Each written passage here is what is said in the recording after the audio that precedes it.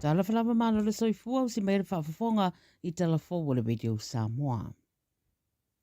Ua whaangasaro le palota whaavavame le tenu o kore saute e sa I ai so lato presidente fou ina ua mai a whaamalolo le presidente taruai o JUN Sukiol o na o le mata upu na o fiai sa tau mawhai e whaatino le pulenga whaamediteli le tenu.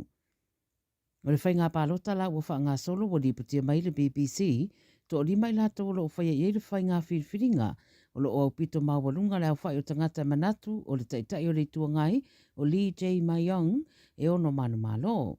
Ulo i se tūranga whiwaiwai ha I rea tunu utaru mai le presidente tanuai malana whainga malo ma o le mori mawanisi o le au palota le tau na leilai le BBC e whainga tā tele le whainga whiriwhiringa o lo wha moe moe iei le lumana I o le tunu o waito o tele o lo popole le tūranga le mautonu o lo iei nei pūlenga I te tonu o kore saute. Talo to tele ia vele ista I taifo le atura I mai e fo iai le mau wha whita auri o lo whengai nei ma le tunu. I le UK ia whaitau piriona pauni o le a inivesi le whainga malo o le United Kingdom ia sauni uniei mō se taua pe a whai atura I mai e mai se le nei vai tau o le mau wha matau mai atunu e pe o Lucia Masaina o se wha mataranga le ua whai e le whailau tusi le puipuinga le UK I le BBC. Pai mai utaria ina le whainga malo fautuanga e ono se fururua o whaatulanga le lato Strategic Defence Review po le ilo ilonga sa talitaria mō se temi umi ma ua au fiai ma le fausia o nisi o wa maulu o se furu ma le rua e wha upenga ina I malo si angatau niukilia. E au fiai ma no fuanga e ono e ngao si ai mea tau a tō ma le whaonga ino le poto whaona pōnei ma whainga whaate kuna losi. Whai mai le whailau tuse le pui ngā le atunu e mana o mia o na wha se furu na malo si atu le Amia Britannia ia lava sa iai le mau wha matau e pei o na aria e nei le lalolangi. Lo whai roe le ripoti de o Lucia o lo o fōringa o lo o wha winga iei tāpenanga ia Britannia o na o le ospa I o Ukraine wātangi ai e o na wha o ngā pēa e Lucia lo na malosi e wha taunu wai o na muemtinga. Lo whai roe fwoi le ripoti o saina leisi atunu o lo o whai malu I tau mō le UK e mai sei tūlanga e whatatau I ospa inga I runga upenga ta whailangi po cyber attacks. O whamtalanga ba le vanga le Conservatives whatatau I ngā yoinga le whainga malo wata wai o le mea ua whaia o le asi iti ai tupe alu le tunu a o le mata upu foi wata ua iwa a maulu maisi waa mō le puipuinga o ni whamtalanga uma o ni mea te telo le atutupu ai titi tupe whatino ai ma ua le wauna tatali. I Lucia ma Ukraine, a o tunturi ropea le to tele le mata upu le vā o Ukraine, Lucia ma Amerika, whaelo mai se ripoti da tamai da vasanei e ui whiutana inga ma marienga sa whai a taluai. E whaatatau le toe whaafo iane o tangata sa ave whaapango tai le teimi vavesi I le vā o I tu e lua, e meise le tau fia le tu mau a whetawinga, pei tai e fōringa o lo o vā lava le whongawa I a Lucia ma Ukraine, e le o ata mai lava se teimi vave o no whaamutai le a vavesi. Vai mai o tala noanga sa fuafua mo le vasanei ele I taunu ui se lelei, o na sa tui nane pēa Lucia o na manaonga I a Ukraine, ia anga I ese mai ma wha I tu o lo o fuafua Lucia la tau te ave wha malu spea. E iai ma le risi o mea o lo o mana na o pēa Lucia e ao na wha atino I Ukraine, o na wha to a ngai le se tūlanga e mawai se toa I lea I tua le larolangi. Vai mai le CNN, o lo o wha o pēa le whina o Lucia e ui e iai vaenga tāu e lua, wa maita wina le vasanei le tali atu o Ukraine, e le ngata ina mawhai ono lātou whaatau nuu le oswa inga tele wha o ngā ai drones, ma whaalanga nai le tele o waalele Lucia. A ua mauti no fo iwa whaatupura ia le fia le presidente o Amerika I a Putin, o nei fōringa i le usta ia pe tausisia fo I tu unga sao la tala noai, mo le whaamutai no le tau a Ukraine. E le mailua lai le anga iatu le o ngā tono le neiva yaso, po le asetariane a Trump I le mata upule nei, ai pe o le a fo I seisi la asanga a Ukraine o le a whaia I mana o ngā whaiwhai pea o Lucia. Mai Australia wa eisa ripoti fo wata ua le ripoti le teo wha wamaloa New Zealand, e wha peo le to telo ta mai ta I wha whainga luenga I lalo o le polkalame le Palm I Australia po le Pacific Australia Labour Mobility, e le o lava le wha mtalanga talawhea ngai mana o mia I lātou, ma mawhaino lātou mawaina e whaatatau I au nanga tau le soifua maloloina I mata upu tau whiusua inga e meise fo I maitanga. Vai mai le ripoti o suenga sa whaatino I le mata upu le nei, Wailo ai sa iai wha le tonu le awanoa o ia tamaitai.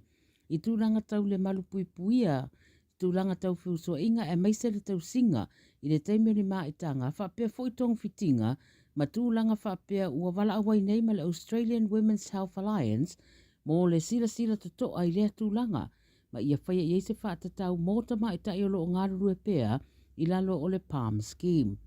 Whai maire ripoti wa maua se tangata su e Australia nisi o mata upu e whaatatau i tangata whai ngāruenga iei visa whai ngāruenga le tūmau sa nā tia maa i tanga au iei ngāruenga tau ma whai e whaapa u maa i tanga mata ua fo i le whaalua i o le mautupe i le whaatino ino i e tau ma whainga. Wata ua Dr. Peck o se tamaita e eilo na whare mai i waka i Australia e iei ngase anga i atu na whare mai o tamaita e ngā rurua i lalo po kalame ia o ngā ruenga whaavai taimi. E meise le whasimanu, ia malatou te mana o mia le whaapa ua maitanga o no le mana na o i atu mau peo na o mau mawhai ngā ruenga i Australia. Na ia tā ua fo i le mata upulea e fōringa ua tu ina ile tamaita i se tūlanga e a wai o na whiri po le whaasawina o lona maitanga pe tausi a inga o lo o whaamuri mai i o lātou atu nuu. Ma o se mata upu wala ngā te tau na sila toa iai i lātou e whea ngai manei au unanga ia maua se whesoasoani mo e o whai ngānuenga ai. Tāna muri mai whiti, sau nola pāle mia o whiti e whapea ua whaia leiro i ronga le presidente o le atunu le whaalapaputonga le nei o le whaikak i le whai unga na whaia e whaamalolo le tuma waile komisina o le tōtino lea le Fiji Independent Commission Against Corruption ma ua toe whaui i tuala na whai unga sa whaia.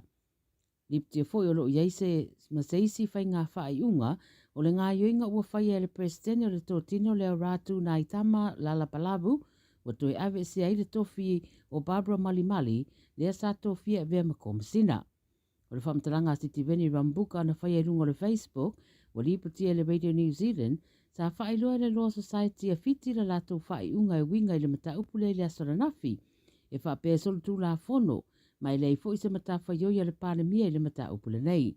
Wa wala au le taitai o le tuangai le atunu i nia se rui ratu e te tau le whainga malo na whai loa whalawa i tele le lipote le komisi su e le mata upule nei malo na whai unga i a sila fia umai e tangata o le atunu. Tala ia le Radio Samoa mo lau whaafonga mai le nei fo i aso.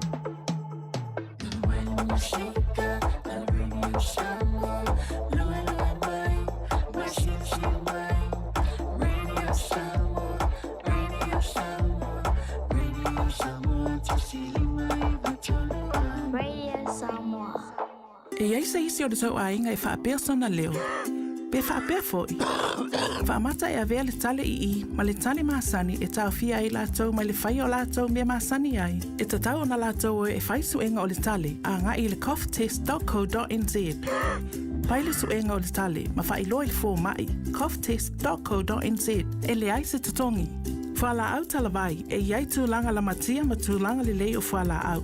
GlaxoSmithKline, New Zealand Limited, Auckland. Wa ye nei la lao le Bluebird Lumber and Hardware i Mangile, a wa whātau molo a inga i Samoa. E mawhaiona whai umai oka o loa whauwhale, pusa aisa o ngā umu TV moenga, se tino forma le tele o loa ese. O whātau umai mawhaiona tatongi i le tātou ofisa i Mangile, ai piki i whale o loa o le Bluebird i a pia vai tele po sa le longa. Walau loa le olua tasi 5 tolu whawha, olua tasi 5 tolu whawha, pe i meli le info@tlmarketing.co.nz moni si whamtalanga. Talo fa Samoa, waule nei o kāsputi alu, awal suia le ngila wau le kio. A eva mai ina se fudu 5 iwa kolu, a mo, Radio Samoa, vevela a.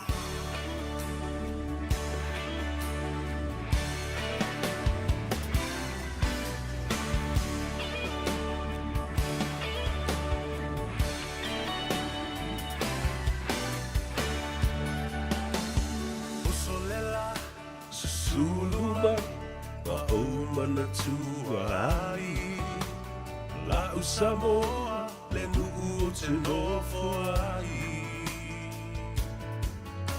e whaapewhea na ngalo atu oi lewa ai Samoa o le penina o te fia i ai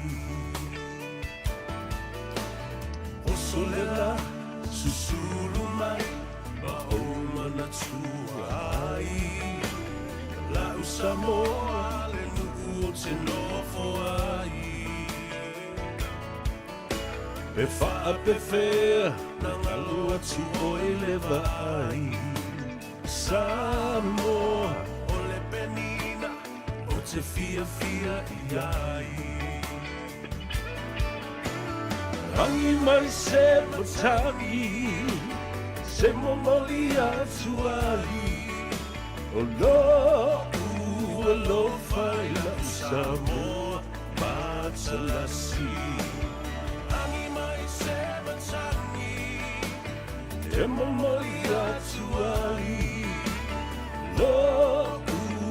Lo fai la Samoa matalasi Ja, talo for lama po ia mawalunga o le whaafonga tāpuai ai mai se fo ia le sila mai moa. I le nei au uli o le asolua ua tūla lata fo i na Gagaifo Faiva o le atunu. O lea o se fulu minute ua te ailei tū la e wha. Manatu sa manuia lo tai au le malei fua mai whanunga le nei. Le ala whai fo i o le atunu u ina ua oso le la mangangae. Ia ai ala usu fo i le atunu u. I ona tiu te mo na Faiva o whaasonga masani o le aso. Whaaftei le tua. Mo o fo i le nei lao lao. O tātou toi wheidua i ai male. Pa ia mawalunga o le atunu. Po whea lava le tafa o le larulangi lo e whaafonga mai ai. Whea le atunu a o le a le aso o le a fo i le taimi. Ia te o tau le mea lo o e ai. Whaatalo whaatu ia te oe. Ma o fo lo whaatu. Ia male manatu o lo manuia oe, lau si o manga, o lau ainga, o lau atina e o le ngaruenga. Ia mau mea ngai whai inga, ia. A wana oe a, e te loa le mea waleona e o aku i Inkia, po aku i Pakistan, o i Kangaka. O atu i Alaska, maisi atu nuu o le lalulangi. A wai pe o lo whai a, toi titia le aise atu nuu o le lalulangi. Ele o kifa masa vali ang iai ia se Samoa ina. Pe ua anga i antu o wala unga wha ale malo, ngā luenga o whontanga ia ale o le nā fōi o onga. Maawa doa le lei o lo o maua. Ia ma nisi fōi ngā luenga. Nisi fōi o maua lātu kon kalate i meo ta alonga. Ia matulanga wha pena. O isi fōi. Ua kua mau pauloa i ngā male koe o mai.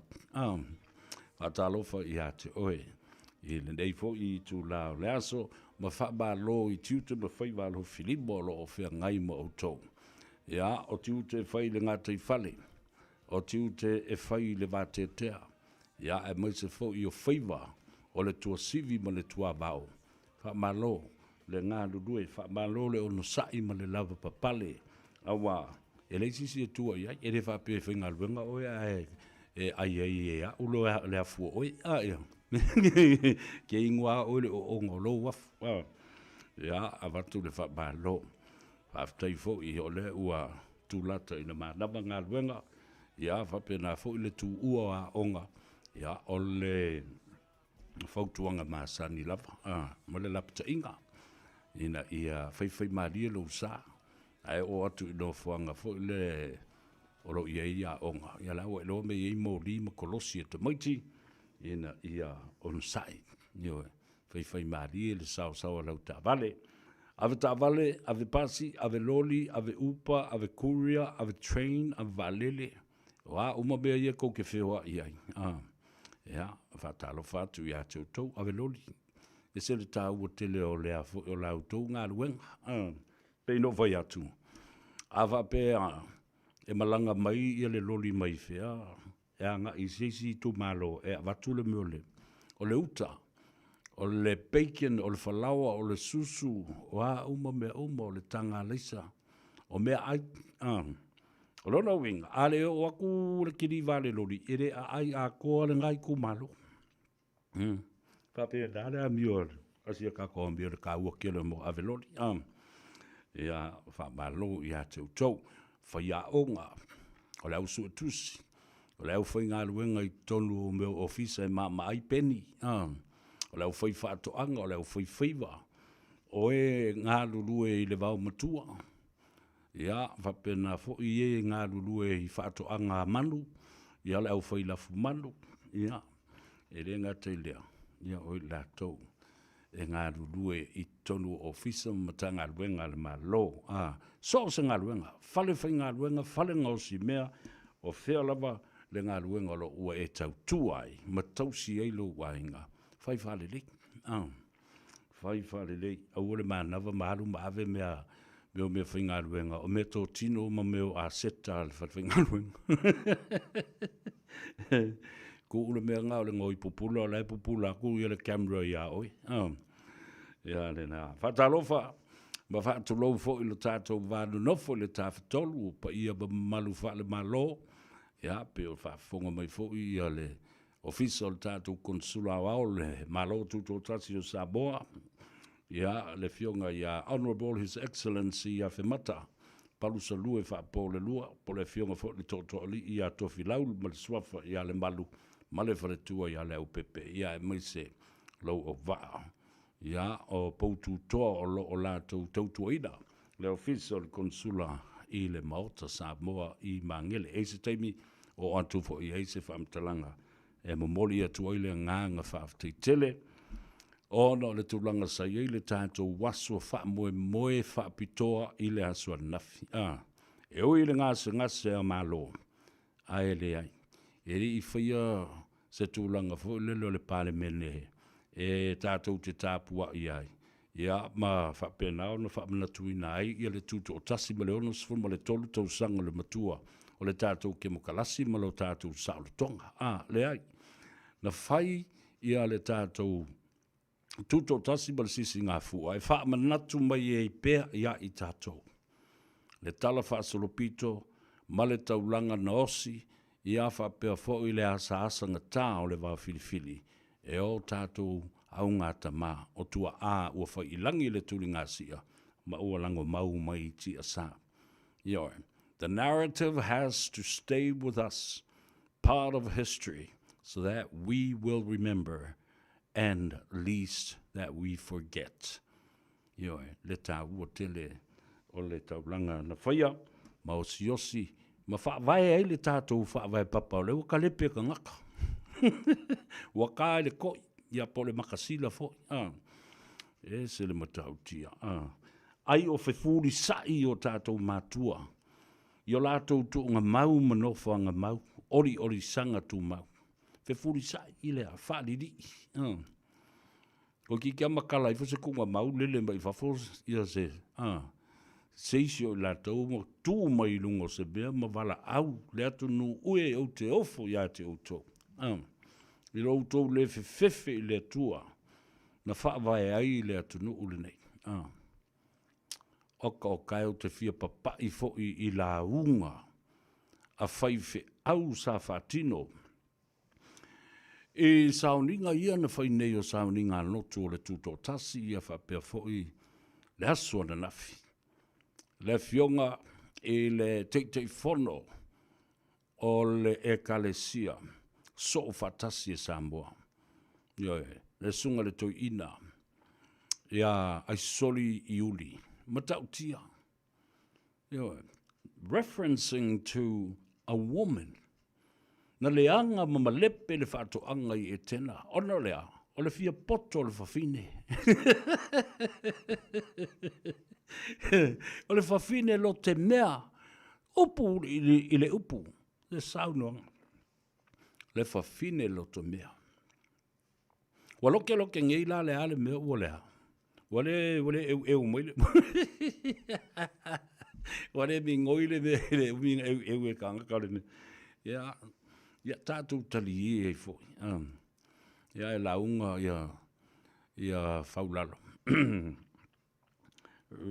Reti faulalo. Oka. Tai o le malo. O tau ia o tausi mea le atunu. Tau te lea lo lofa I a Samoa. Wewa I launga whaiwheau. Direct, straight up, to the point. Talo wha. Ia le la, e whiu a whaiwheau koe wala au kui ei. Ma koe saksakea kui ei. Ara waka ape mao. ua tuu tia i le atunu. E ui na whape o lo i ai le whainga malo tausi mea e wha au au. Ia ai ua tausi le fia le tūlanga wo i ai. E lea o se mea le lei mō Samoa. O se tūlanga wha no noa. I le vava i atu o le Pasifika. Ma le vava i atu a isi atunu o lalangi. Ai I la tau ia tātou te whaipaanga ma whasoso ni atu I le tātou budget support annually, yearly, year in and year out. Whesili ngia le tātou whaonga ina te tau o le tupe wa lele wa au mai. Wa le pasia, le whaitau ina, ia le tala whaatau o le tupe. Ia, te o aku I sesi kaimi kako koe palalasi atu e inama a apa atu e ia kako kuwa e lua I fo I le nabaenga. Tele mea mana ia tātou talnoi a tō fo I mamea whaalele lei. Dea lau tele I wawa ai atu se sauninga I le so. Pēna to e poto moli futi afu e tasi, ma to e o tasi I le mautaforo ma le palemene a o a li saunoanga. Whapea fo I ma le malenga le fionga le amalo le malo.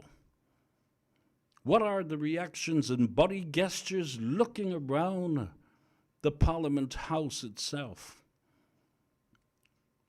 What are the people thinking? Lea se saunoanga mai le fionga I le whongwhtalai. For the last time, o lea se malelenga mai le fionga lea malu le malo. Lea se saunoanga I le fionga le sawhapito. Lea la tau aveina. Ia le whainga malo le tu mau. Lea se tala.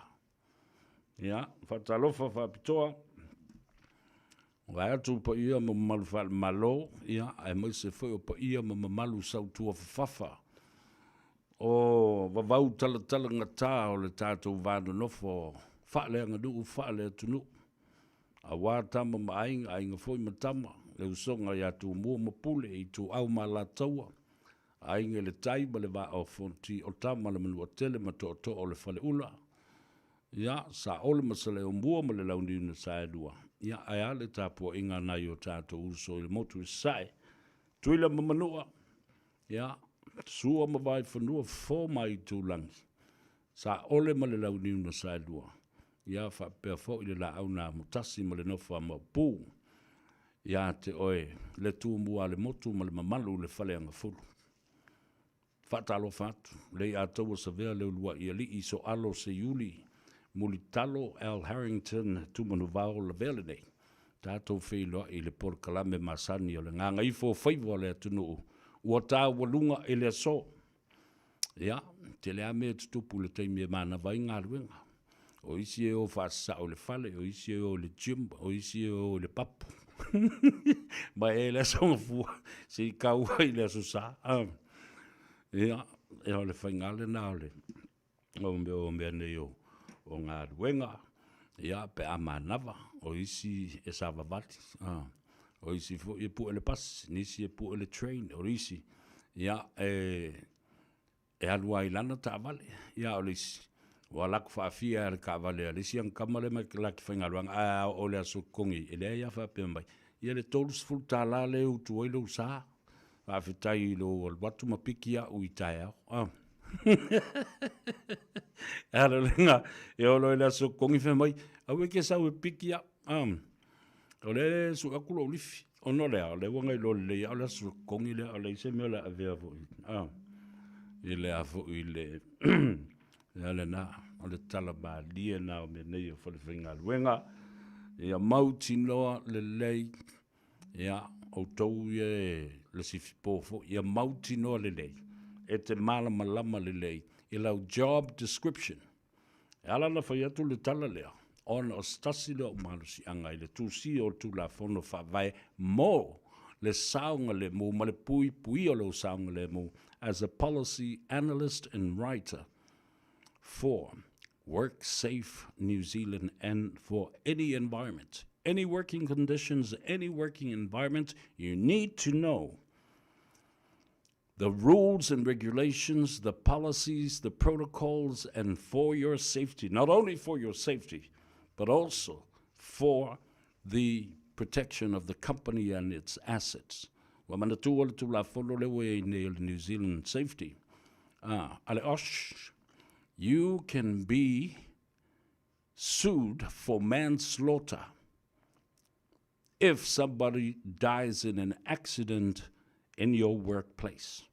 Any company is liable for that. Yo, me tā ule la, e mwhaiona mo lio elfasi o tangata pa i valea. Le tangata o na iele pisi ni simara company pe a whai na manua tinga i na i se tangata. Ia, o whaiele ngā luenga.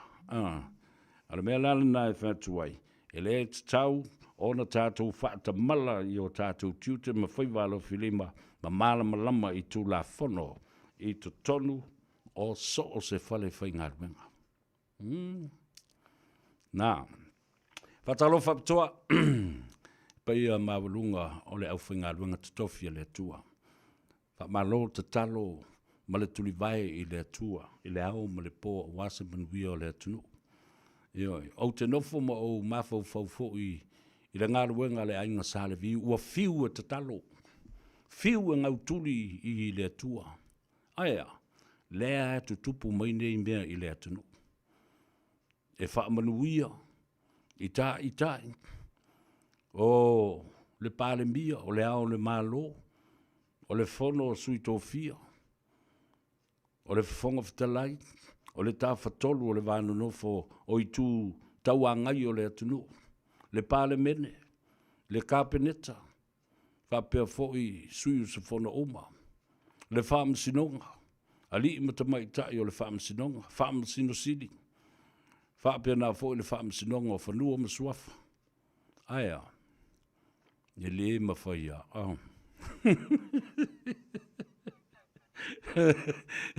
Wara si leka me. Ele I lava e kako pusa kalo ma kako paunga ka kalo i aso uwa le au ma le po. Ai mai se o talo sanga mori a tangata lava la touia. Isn't it enough? The prayers that we offer, the sacrifices that we do to bless our leaders, our government, our parliament, the cabinet, the head of states, the prime minister, the judiciary. I think we haven't done enough yet. Wa mātou tari e foi mawhaiwhi au. I le saoninga I le asona nafi. E whiu a tātou te talo. Ai vai e tua. Ngā o mea whale kongu a mea I e kulai mai. A ke ua mauarkali le songa whilaunga pātele Father Michael Enderman Alipia. Ua tātou whalongo I a Satan. Ua tātou siusitai a Satan. Ia wala. A kua I mea uma a Sakang ka koe maila I lea koe siuskai ma whaua uom kiskisi a Sakang.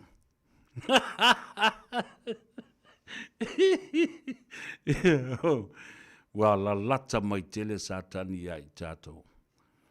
Wa tātou fie whaua ma lue lo ulu I a Satan. Ioe, saolava oe, ioe, marie, o le ale kala Sakangi e whai, mai ioe, marie, mo ia oe.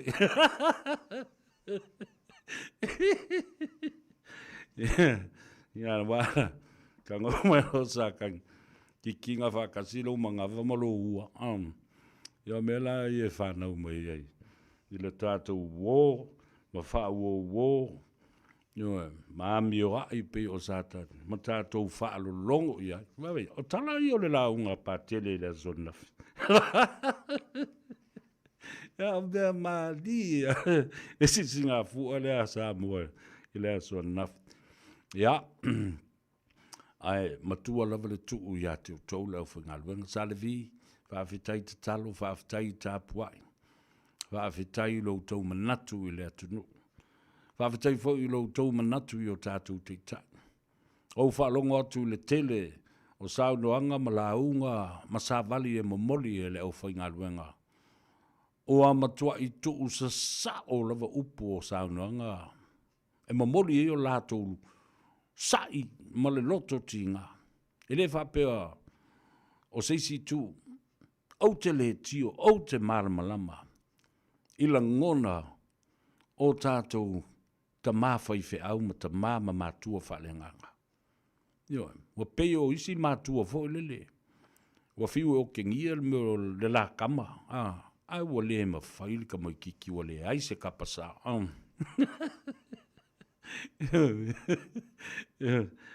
Nga le mea lana au nofo ma o mafu fau i anafi. Na walo o toi vili mai le fionga ia patele.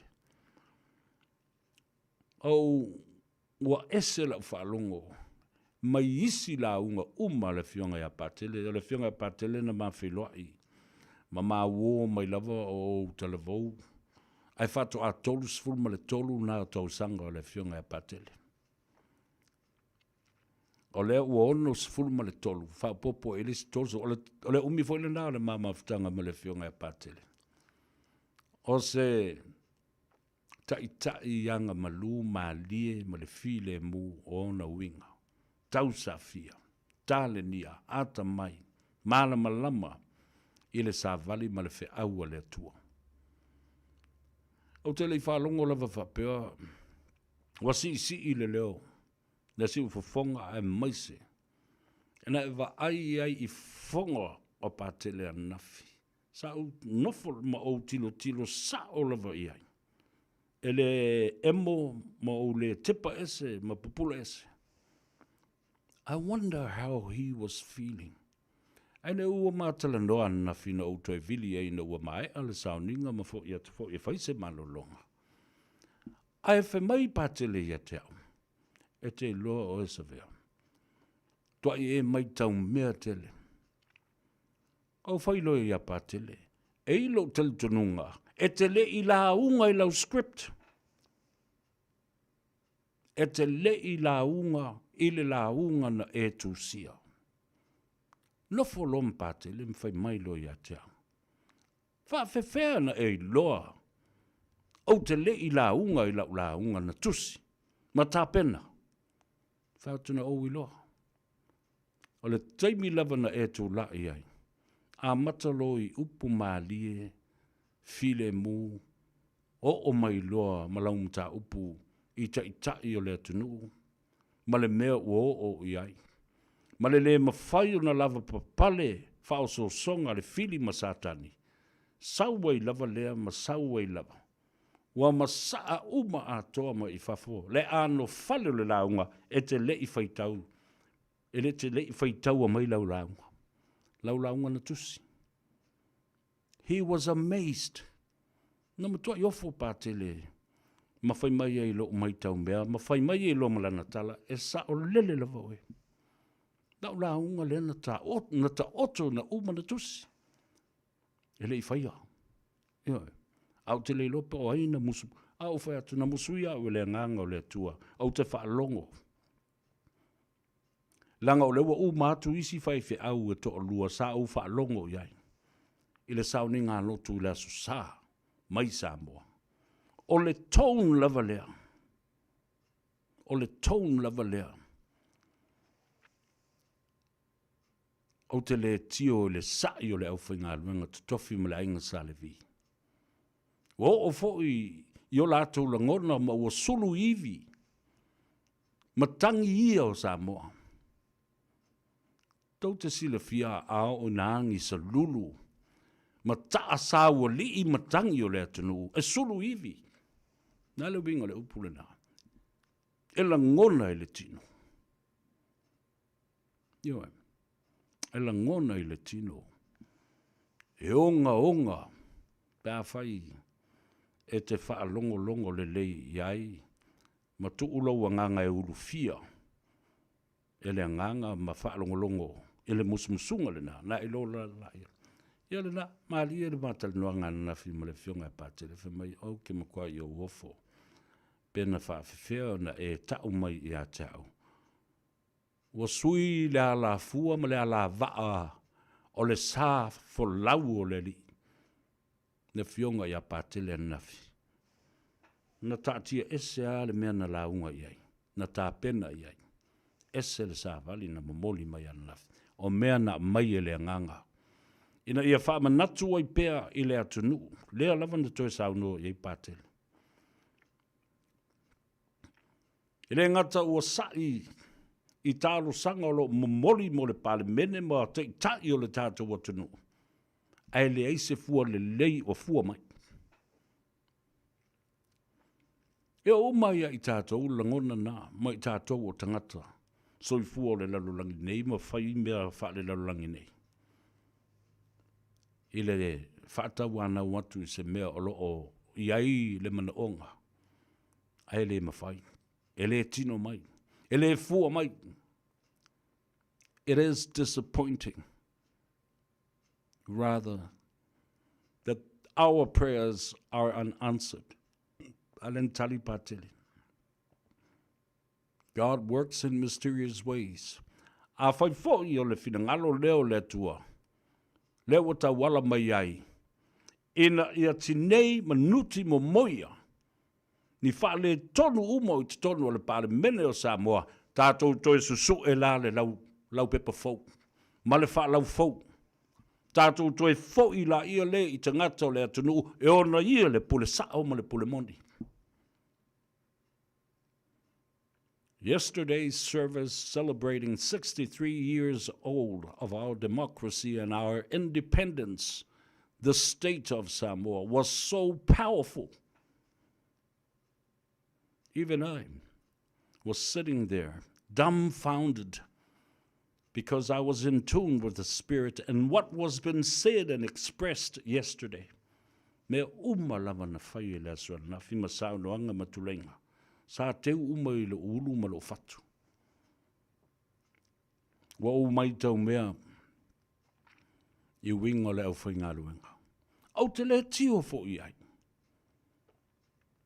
Ai ese fo i le au wala sa ki liva ai ma momoli ala tu sa vali le asua naf. Mai lava le whaitau wino le tus pa ia ma le awhionga pa ia le tua. Se ia o i talo sanga. O fua ina fo i ma le talo le awhionga. Ia mau la mustele. Le sunga i le toina. Toi titi lava a tole i tula o le tatalo. Le ai ma se me tasi. O upu na sau noa i ai ma tu lei mai le fonga le whaifi au ia la mustele le aso nafi. O te le i wha longo longo i ai. Pupula loma o mata ai time loa male. Male umi o le tatalo. Ai, ka fefe. Io e aluatu e al fasu 5 minute aluatu ai lava. 5 se volume di toi titi a tole i tu la le tatalo. A Samoa le tatalo le na whai e le whai whiau. Pei se whato e senga i lumo le atua. Io pei se whato e senga ua halu o se lo ia ua tu i luma o le nofo ali i. Ma ole ole le tau whapa ia le tua. Ioi. Ua manatu e lafa uba mai le leanga i a te ia. Ai wha saho tangata ia e tu lai mai le wha fita au le lea. O le langona nana o i a te au. E wha winga i aile te talo lea ua whai nei toi titi a tole i tula. Ua pei o le launga. Ua tau anau i le atua. Ua wha mole mole. Ua ole ole i le atua. Alofa mai a Samoa. Wha maa ngalo mātou te ta ia e toi wha tupu se loto fau. Se amatanga fau. Se mea fau. Ioi. Mea le na tupu i le aso ana nafi. Ele i le lei ina ua utoi fo i le fale. O vili o nau manatu ina ia whato o fi maalia i lo loto ma lo mafau fau. A wao ngā fo i lo vili ma lo utalanoa i le fionga ia pātele. Ua file mua i lo loto ma lo uanganga. Eui ina le i saunoa pātele ma whao ngāla na launga na tusi. Ai o me umana momoli i ai e le anganga. lea fo I lava na launga I lava. Ai wha moe le lau pepa o lana launga sa tusi. Se I whai sisi aso. E leo te whapea tua. I outou umo le au whainga luenga. Le mawhitanga so whatasi e whai whi au loto te tele to toa ma le ata ma mai. I le aso na nafi. Au te momoli atu mai le ta ele o lo fatu. Whai mawhonga tau moli o le fionga I le konsula o au lo tātou malo Samoa. Whapea fo I lana fionga le te whono ma le komiti ma suyus whono uma o le whono fautua ma malu o Samoa. Le vasenga o le ainga o sa le vi, sa tāpuai. Samoa poto yo le tūlanga whalupe. Mori atu le whafteitele. Lau a fionga, lau sunga le toina, Reverend Philemoni tuinga mala. Whaftai mo le taitainga. So se teimi e te tūla iai, e langona e Samoa, e langona fo I loto. Le mafuta mai o le nganga I upu e tulei mai I lo fonga. Ma le nganga e amata ai, upu e amata ai le folosanga. Whaftai tā pena I lau sunga tuinga mala. Whapena fo I le tālu sanga sa whaia e le fionga, le sunga I le toina. Ia mau la mustele. Le launga matautia sa whonga ina e le fionga ia patele Father Michael Enderman. Malo tā pena. Ia whapena foi. Le whaitau ina o le fionga pa ia le tua. Mai I le sunga ia tiu maru. Auto umana ngā luene I pa sesi a tau. Tapo inga foi le sunga ia Reverend Larry Tupai Lavea. Ia ma le tōtele o le vasenga o whawhenga inga ese mai whata whaitaulanga ese o le leina pito I luma o le sauwha inga a le a inga sa le vi. Sa tātou wheiloa I ma whatasi le asua na nafi. Whawhitai tā pena, whawhitai tā puai, whawhitai tā talo. Ea, wale o tau ilo ma se mea tātou te pole ai. Wa tātou I loa le taunu unga o le ao o iai lena whaia I le so. Nā loa I ai o na wha ape loa ma le tātou Parliamentary. Ia, e lava fo isi mea lo tūlai mai I le talitonunga lava. Sa le te tau o na toi tu ina atu la. I le avanoa. Lea wo ese mal Parliamentary sa soli tu la fono le iai o se tamai malo ma se tamai whaala pupotonga o tangata tū taito tasi. Like I said, a bunch of individuals or a group of individuals have continued to control the minority government and also the temporary government until the election date. That are for the next 3 months or even 4 months and 2 weeks. Pe atalia le tāsanga wai umo tātu wo o ye wha maninum wha marmalama ia te oe. Le mea la leo tūlai mai ina ua maapel Parliamentary. Na wha au a o iei le Parliamentary le sfulmal to lima. O se whainu mera la ititi la tū te tau ave ei mapulea. Le majority o le Parliamentary. Lea ua uma. Ta apel Parliamentary. A ua wha au I lava I whafo atu o le Parliamentary. Beyond the proximity and Parliament itself, while was in session.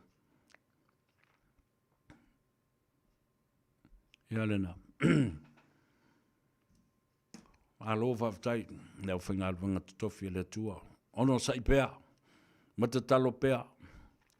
Ia, ma whau au pea o na whamanuia te tai o le tātou atunu. Lela o tātou tā alo le te mire nei. Yo, it's playtime and it's showtime, ladies and gentlemen. Loto te tele. Ho I tangata. Au malu manongi o tangata. No mafio anga mai tu malo. Yo, o lea ua. Ma apele Parliamentary, o le tae au fau, o le lau moe fau, o le tā tupu fau, o le a fau. Yo. Ile vai aso atu i ona tua sa utal no atu ai. E tu sama se whawhita uli o le awhia ngai nei. Mai le fau whawhita uli lea. Le awhia ngai nei ma vaianga wha upwhai nei. E mai se lewa le ngata le HRPP. Ai whapena fo i le whatutua i le atua Samoa o tasia wa pay. These are the two major political parties in Samoa. O le whawhita uli na maua na tupu i le HRPP mua. Tele sui tai to fa tai to lima tai to ono sui ta momoe ile I tu malo e tas. A o le fatu tu le tu sa mo o tasi al tangata. Ala na fo ye lua. O le sui tau va au tu ma le sui tau va tamo tu to tas. Ion. O le mea la lea u te whai atu ai. Lea ua tofola ia le whatutua le tua Samoa o tasi I le whawhita uli lea na whea ngai ma le HRPP. Le al whawhita uli lea.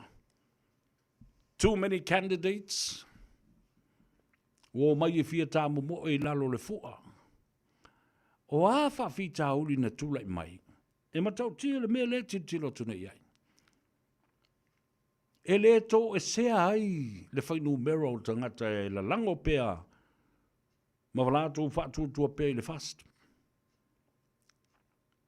Ia e whapena fui I le hero pipi. Nā fui e tō tele. Le alalale nā o te whatuai. E tā ua tele le fili to petoa ma le manoa ise a wala le lei. Ioi. A tō tolu lope tō whādi sui e fia tā momo e ala whale velave. O lai mo moli uma mai lava e lea nu o lea o le tu malo. E o mai fo I lātou e fia mo moli mai le lātou sui. Tātou fili ma le poto ma le ata mai. O na tātou le pa ula ia lea I le whawhita uli. O le spiliti o le panota. Wa lava le tātou sui e tō tasi ana. A whai e mali lia iai. Soa le pule I le vā. O I la tau o sui ua momoli mai. Pea whai tō rua, tō tolu, tō wha. Ara mea lana lewa o whalonga tui ai. Ma nei al wha tō whala inga. O le whailonga ina o le lima tau sanga. Talu o na wha vai mai ia le ainga wha tō tua I le tua Samoa o tasi. E ui ina ua le atoa. Ia tau sanga o le pae inga a leo wa atoa. Le tau sanga talu o le wha vai. Ia le ainga. Awane I wha luangia le tō wha ma le wha utanga. E le lei tele o lo o iai le nau ta inga ma le lango sua. Ai tu malo wo mai ai ma momori mai ia sui e tō tolu pe tō wha. Ai le o se mea le lei mo le pati. Ia malona saunga le mu. Whapena fōi nea ngā I luma. O lona soifua maloloina o wā. O mea ia ta uo o mea o ngase ngase. Ioi. E te tau na fō ia. E tau na mālirie. Ma whapea loa. Ia lelei. Awele tātou sui nu mele tasi. E au tū tātou te iloa e manu malo mai. No other stories about that. We confirm and we totally believe in that candidate. Ave yele familianga. Tapua isi. Faini deals le a fia o tō le whaapsidonga po ani mea. O mea nao whiutanga inga whaitua ia vai. Ia sau e ri a peru e. E mai sau furua whi maa usi o kāpua I koe mwhaila o mea lea. Ai mi o tala lua ngā uso mapa ia nā. Me lau tā vale le nale ua. Se I whai eife au le nei ainga. Tā ua le nā. i le whaafonga le tunu tārusia, ina ia mawe whai le tātou pālora tai tusa, ma le whaatonunga lo au maia i lalo le whaavae tustusia. The supreme law, which is the Constitution, no later than 3 months when Parliament is dissolved. Ya, se i tātou oere, tāle pese lea. Ya, ma whai le tātou talanuanga. Ma nisi fwoi o le au whai bis nisi. Ya, wa le whaalawi lo ina o lātou tiute. Ya ma o lātou services, ya po o lātou tau tua fwoi. Ese Faiva o le alo, ese Faiva o le moana. A whai e tapena e tuli atu, tau taimarana o whai le muriwa aloe, aloe, aloe. Le tuli atu e Faiva tamatane, aloe, aloe. Le tuli atu e Faiva tamatane. Hello, son. How are you? Sorry, I'm on air. I'm on the air. You phone while I'm on air.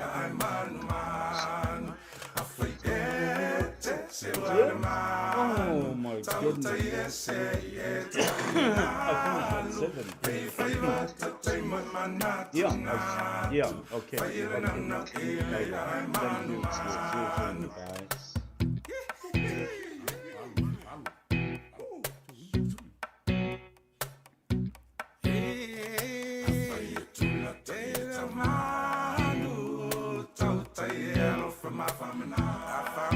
Thank you.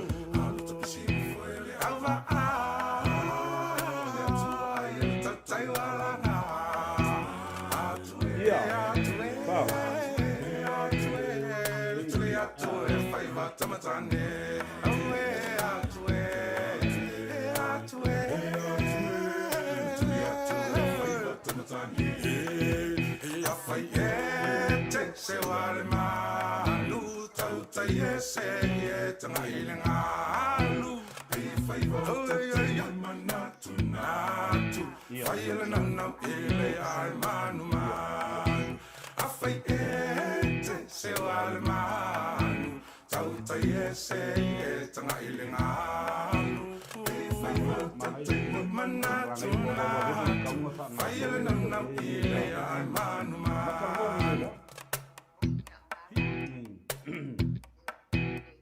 Si roksi kalango pura kongul menga manga man menga mga oipikom el ka ke fko ko ngai lo fale i lo officer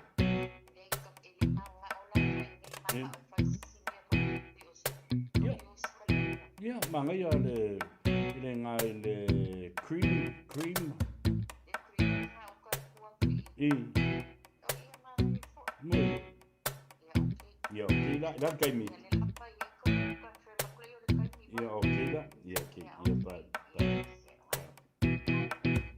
I fight se wale manu, tau tai se tanga ilingalu, pei Faiva tatai mai manatu natu, whaiele nanau ile ai manu manu. I fight se wale manu, tau tai se tanga ilingalu, Faiva tatai mai manatu natu, whaiele nanau ile ai manu manu. Pei Faiva tatai mai manatu natu, whaiele nanau ile ai manu manu. Pei Faiva tatai mai manatu natu, whaiele nanau ile ai manu manu.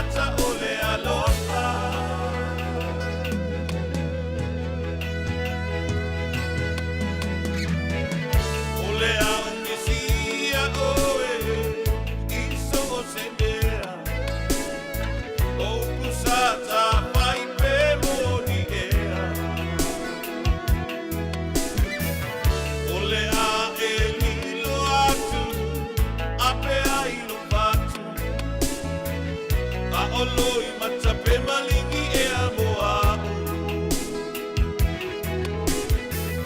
Fusi mai ia ita Ina ia e iloa ina Langona le alofa o le amo tusia ina Eu ina pai ngata Ai o te paa malosi E le tau mateina sota paa maoni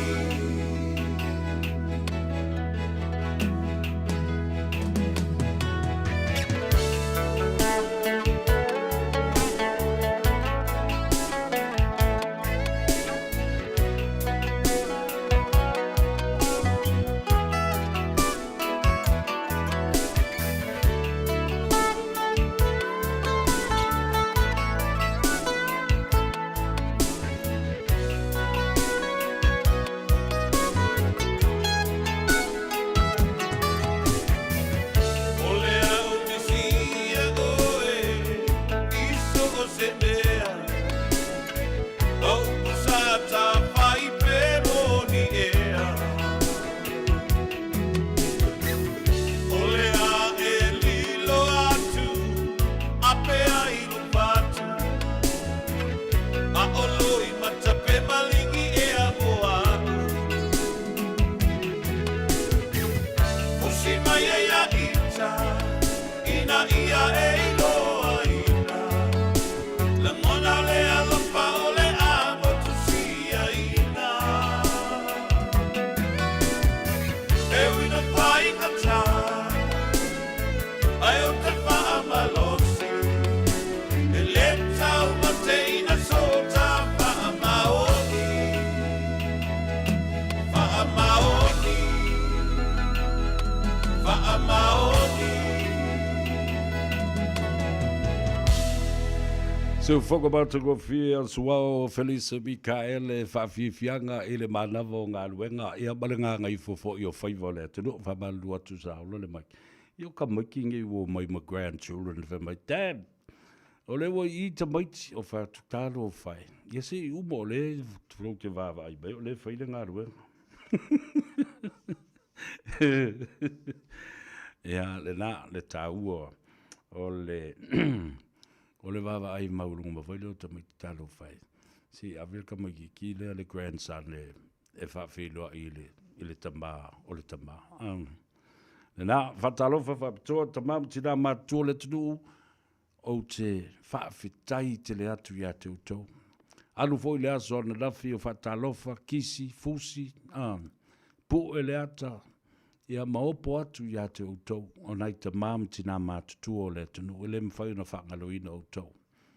O utau ia o maatai mane o lo o ta oto ai le sosia o le anga le lei o le atua mai i lo utali tanunga o lo o ta oto fo ia te utau vavau tala ngata ka aftai le afio mai le asua nafi ua mawalunga mapa ia ai. Ia, wha malu lua tu foi. Le ase tau mawhainga le fionga i le konsula, marasui konsula, pa pia foi le wharitua. Ia, le fionga, ia le au pepetele, ia ai maise foi komisina o whewhātaua inga. O le mamalu le pulenga, ma le au whainga alwenga atoa, a le official konsula. Watu le whamalo ma le whawhitele i lau tau ngā ruenga tautua i le asua nafi. Na tautua i nā i le mamalu o Samoa poto. I ona tūlanga mau pue ma le mau lulunga. Tofe. Ia ma mau lulunga fo i e peo au vai maunga. Nā fio mai tinao na malulu tau whale tolu fo i le talo le tau. Ai le anga le lei o le atua o sa tātou whelua i ai ma laulua whasila whai i le asona nafi. Mpa i atu, fusi mai, ma lulu lima, whatalofa atu i sio utamā, ia po ole uso matua fo i a mua i malai mai i nai o tahuhu. Tai baba i atu lava i le wha malok mai, a mese nai tamā ma tina mātutua. Tālo whai. i le tā ua i a te outou. O le aso whaapitoa e whaamawina i le tala whaasalupito o le malo Samoa. I le ono se furu ma le tolu tau sanga ua tuanai. Ia ai o le teimile na o outou tala vou au le lei ma le tātupu o le malos. Ia, ai anei. Ia o tātou tō i ina i whaama o lo mātutua. O lo mātutua i whanai tō ina, ia ma tō i ina i whoimanai o lo mātutua. O le ai whaake me keme solo a whaapea le lue le si o le pare me, nge ma le whainga malo. Talo whai le pare mene ma malu. Toi taulo ta mawhau i aso ia o le tūto tasi. Tuli matai ma mata i tuina. Savali a onga. Ai te savali i te whaalo lata i o. E te wawa ai i tangata sa tau o lātou ingoa. I te tonu o le pale mene ma le kāpeneta, o ai le au le malo. E whape i fōlinga o le sunga i le mari toa. E te tau whaalata i ei pei o tangata mamalu ma tangata maua lulunga ia. O le sunga le mata afa.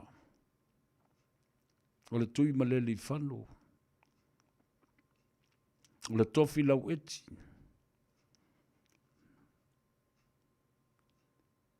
E te iloa uma ministai le nawa i teimia wa sa sau i suenga. E te iloa whaipule o lea. O lea nuu ma lea nuu. E te whiawa ai i taitai ia, i teimi e maua ai awa no tangata lau tele. E mafuta ai i taitai mātutua, sa lato wasa sa, le tai fili,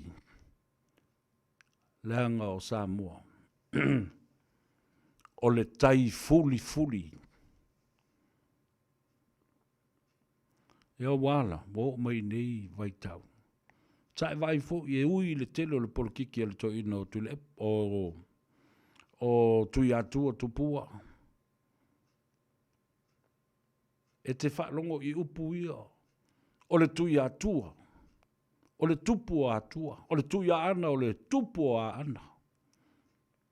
O le mali toa e whaalongo i ei Samoa. O le mataafa o le tama a inga o le tui atua fo. Na tau au i ngoa tangata nei masuafa e te langona le mamalu. Ai awa i temi nei. E tau le palemia ua peo se mea ula fo lea. So se palemia. E tau le minista. E ese lou langona i ai. Wa umaso ia. O le mamalu mai o te tonu e te tau na toe au mai aso i o to ina matina mātutua o le atunu o tupu. Sa whaatili lau mea i ai le pupula ma le vaai ma le taulai e tangata Samoa uma.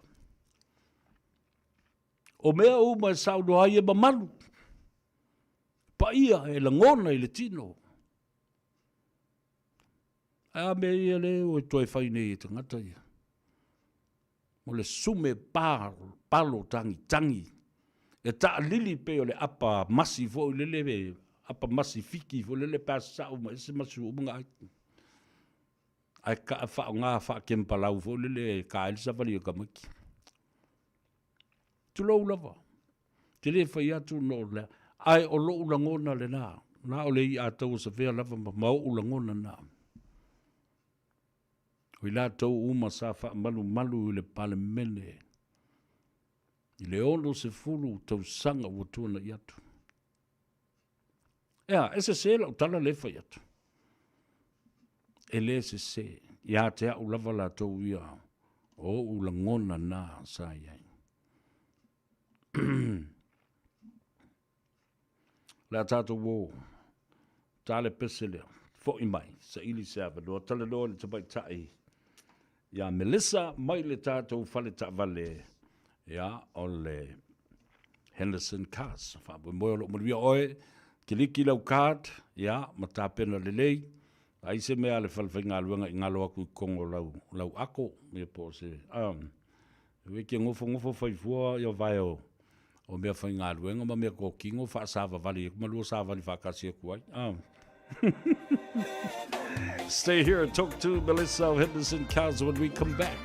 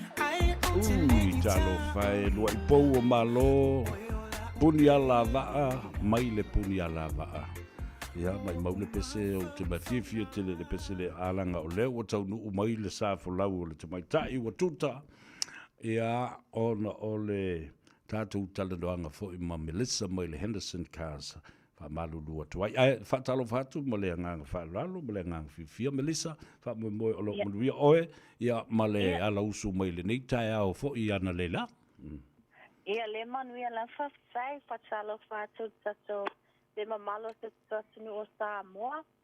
Malo la vale soifua maua le nei tu la le afiafi ia o le nei o Melissa. Ma o se tasi foi tu whainga luenga lo whatauina tato vale ia mawa aia foi le maketi. Ia o lo maua matau vale anangata ia ma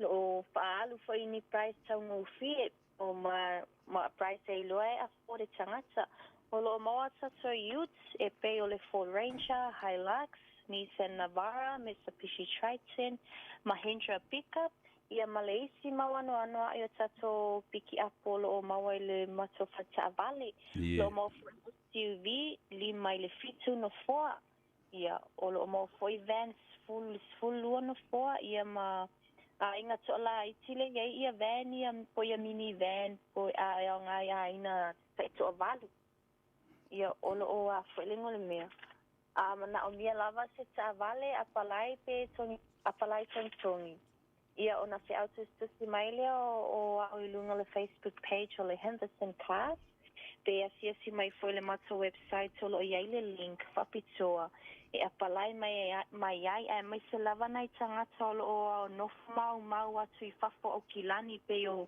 Hastings o Napier, Christchurch, Ashburton ia mai se lava ma fapia foi Wellington malo tau tele o fai ale da o nanga ia bo foi so to inga lunga le tau Facebook page ma le website yes ole ia malo o le ale te mi te puri I tātou le fiafilei Ia, whatata puni ia tātole I tū lai ono, pato o aso lawal vai aso e amata mai le asonga fua I le aso wharaili.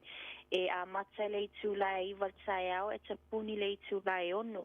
Mai le aso tu anai e amata le iwa e te puni le I tū lai lima. E mawhai foiona e asi mai lungal maso Facebook page o lo o mawhai foiona tali atu I se vaenga o le ono le afiafi le sfutasi la alata le spulua. Ia, malo whautai. Mona I tangata ia whainga luenga au, ai whatoa maua ia la toa manoa I le pō. Ia, ai whapena foi la le tebi tātou te tala I tai au? Ia, tala foi tātou tai au le I tūlai iwa, e tapuni le I tūlai ono le afia. Alo, whaftai tele lava mo le talandoanga. O lo wha wau pea o na talia o tau ia le tangata fole le whaingaluanga full time. I have so ni e wha malosi le application na le tangata lo le pensiona. Ia, po o le benefits. Fo, ia. Ia sa o lele fionga. Ia, le lei, tā telefoni ma le tuatusi.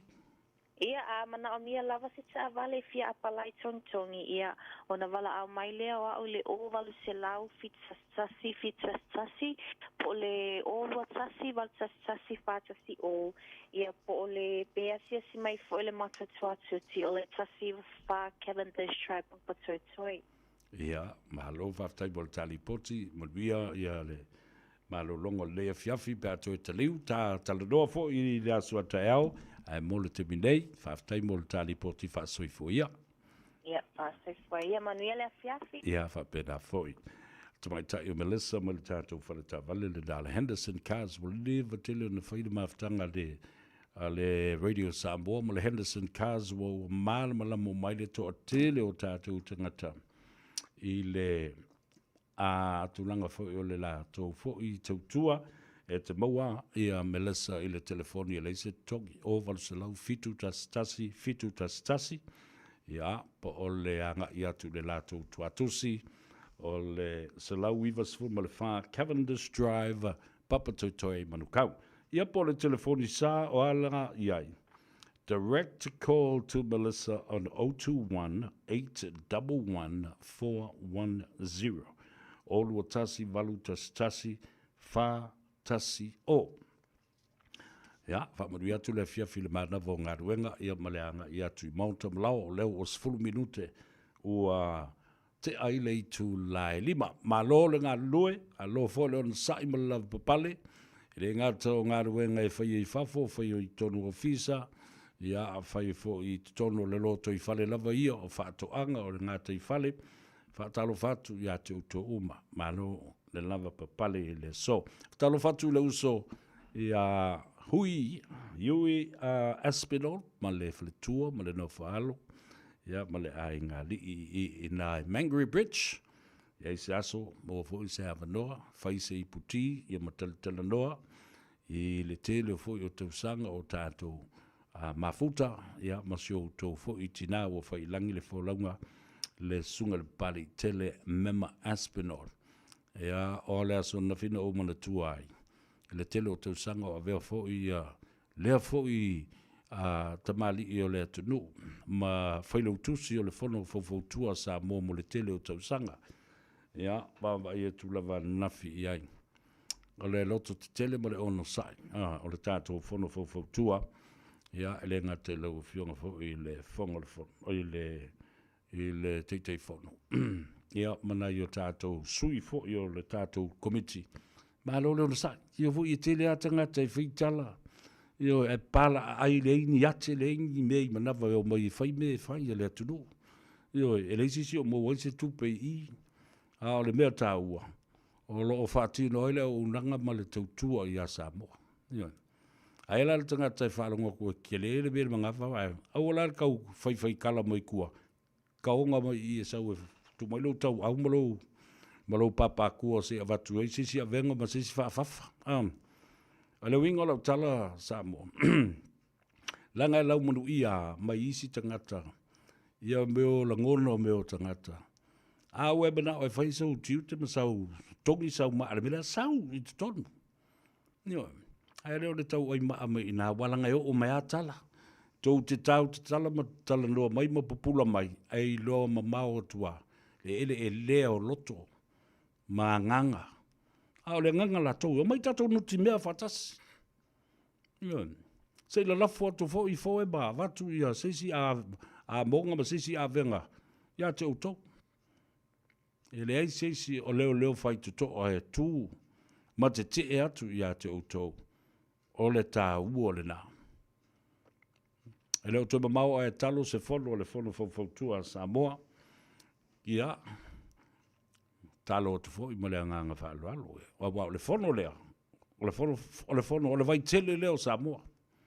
Ioi, o le utu vai uma i, maso vai i ai. Tangata ese mai pati ese lava. Mō lātou tantanunga whaaporokiki, ma lātou tantanunga o ai, lātou te langolangoina o lea pāti, ma le pāti, o le vaeng whaafai, ma le vaeng whaafai. E te tofo mai lo i tonu le whanawhautua o tātou le nā ua tasi langona. Tu ulau whaaporokiki se e alu i tua, alu la ia lea o e te tala no i tau mea wha HRPP, ma tau mea wha fast, e te sau te tonu. Ia, ia o tau sisila i e tofinga le whanure. O le teitei whono o le fast, o le sui teitei whono i amta wha, o le teitei whono na o le HRPP Supporters Group i nei au kilan. Tā ua i o le mea le nā, le nuti mea o mai le vaile tasi. Masalo na paule o le whalapu patonga ma le whono tele le a Samoa o le nuti mea, ma tau si ele fi le mu. Io o tangata uma mai e lango le spati, ma le spati ai ke saulo i. Io, ke siti politi e lo, ma e neutral i le mea le fai.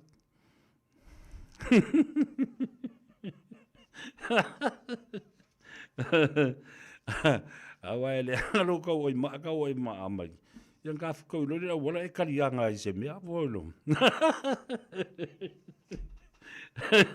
Kala saol, kala lewa. Kakali e fo ia whapena. Sa ili tau pa utangi lima arai aka mai sa ili mai sa o mga ianga. Tele tātou ngā lue ngai whai e apa mai iai ia ne fionga. I te itai o le atunu e peo na iai, te itai o le malo i nei. Renga te le fionga il konsula, ia whapena fo il komisina i le lo, fionga i le whaasina, to le fua whamasanga whamatala. Ia masoso ofisa lava o le malo. E mana o mia i le whasoso ani a nai matai o lo tutu mai. E me whasoso ani, whasto tele. To tele le tātou whono. Mo awa ngafa, talo lava malo sofia, so i fomanuia si o to fine a Fortino, Josefa, Erolini, ma Vaisingano, talo fatu, ia whapena fo i le tātou tama. Tama matua, ia masoe, ia whapea fo i tui mawalunga. O au ki lani peau maokali, whamai, o whele te wala umai e. Pei au se meo Amerika. Angel Nathaniel, limi tole foa, o Simalila, lei ataua a Chong. Yeah, alo, vaftai SMT scope, my agreed absolutely rights of it. E whai le atua le kangaka e vea makaikai o Samoa, e lofa moni, e le Londra money, yeah, e sa ole lei. O tau whalongo i le la unga, ale toi ino le teitei whono. Yo, matua tu usa o mai lava. Lalme na la inga leanga e tena, na leanga no le finge lo ke mea. Yo, nela na tupu na leanga i le vao le tua ma atamu, na wha leanga i le fafine, lo te mea, ta o upu aia. Wha leanga mea ta lepe mea, o le fafine ta lepe mea. O le fafine fo lea na ia whaia le uma le tangata. So it was a woman that put an end to the narrative of mankind. God didn't do that. Tala ia le tau ina nafi. Whamai, o i tātou, o ni tangata ua ngā o ai. Ai ngā o ai vale. Ioi, ai le alo lofa ia Samoa. Nā le wingo le tala lea, nā o tangata e fu e a lātou tanga. Su e o lātou oloa, su e o lātou manuia, su e o lātou vi inga, su e tupe. Wa nā o ai, wa ai vale. Tau wa ai e tala ale launga. Tu lau Samoa leo se tala sa vea. Tala ale whaiwhi auto ina o le teitei whono ia iuli. Ai soli iuli. Te whono le nao le kalesia so fatasi. Nena launga na while. I le tala ino o le tātou fua. I luma o matangi ala lua. Whai e tātou le umo le tangata. Whai o tau, whai e le whine. Who was he referring to? O ai lea, e wha la i ei le launga. Ai, te wa ai ai. Ma ai upu. O upu e ma ai. A ua ma mafa e pei o le tai 5 kilo kalama. Se lau kilo kalama. O upu e taunga tā e tai se lau tā lai le upu. E kaunga kā koe ma mafa upu. If you weigh them and put a price on these words, kau kia. Nela mare le walanga o we fai o fu upu. Te lo ele to nga ma mafa upu e fai o le fa nga mai. Talo fa palolo, ia fa perfo imele mui ava. O le seu manu Mikael e Teofilo, lo lava STM scope.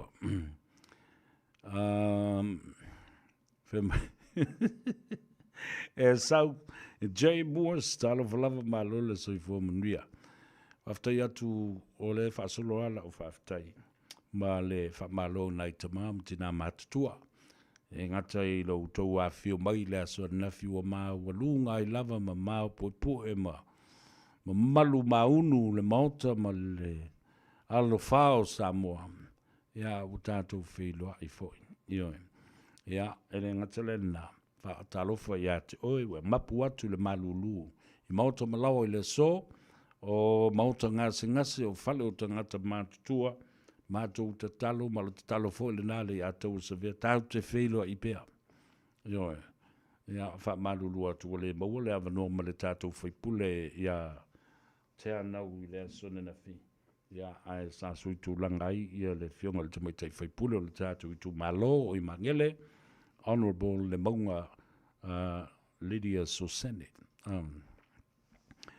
Ia, le na, mai, wha bole, tufa le tātou. Please share our program. It is very important that you share this program. Leanga o le tano avele astonai. Na o mesa sa o ai te le mo se me se. Ai mo foi mo le mal malamo le tunu. Le tu titi le se me ta te le fa matalaina. Ele tu sa o foi atu lava. La auto sile le fa solongo mata upu le fono. Sa auto silsila ina ua avatu le fai unga o le mata upo le fong ftalai. Sa auto silsila ma fa fonga pe ona o valo ia le mea le atupu I le fa mslonga le na. Ma le mea o le a fai. Ele tamaita I pa le mia pe a fai ele toi fa tu ina o ia. Wo leva na tau mwhai le fong ftalai e matua fai lona fai unga fa tu lai matuturi tangata nei. Aya. Too much respect, too much humility, and the scope of the love that he had for the Parliament, and the respect that he has for Parliament as well. Lea lola na whateltali le whongtalai. Se I taoto mai I le whaasolonga o ngā ruenga a le Parliament ma le whono. Oso mai e lo ma le mata upu lea. Wha mua mai le tala le tupe. Ngā pāti kei o wailo inga. Nā sisi mea, nau whai atua I loa le a wha ngā e le whionga le tumaitai parimia. Wa lewa na ia te ia le sapelu. Ma o le mea fōne na wha atalitari lawa iai. To the last minute, nā te Lord, there's no choice. Tu uloma le sapelu I o le whionga le amalu le malo. Ioe. Whailo mala na wala au mle whaatanunga I leo le malo. Whautua ina, sau mala sa pelu le nale wa uma o wha ma ia I tu umelua. Whailau ngā rue. Ale o ta apel palmin. Le whai lātou te whaalonga mai I mea ia au te pisa atu wai I le telefoni tolu tausanga o le vau baoa. Whaalongo le iai I matanga luenga le leo, ma isi tangata I fefe pala ai walato I loa le sa o le meo tala noa tuai, telephone datas and records. Wā, le wa mai ilonga, maua lesi telefoni lea, telefoni nai le maua.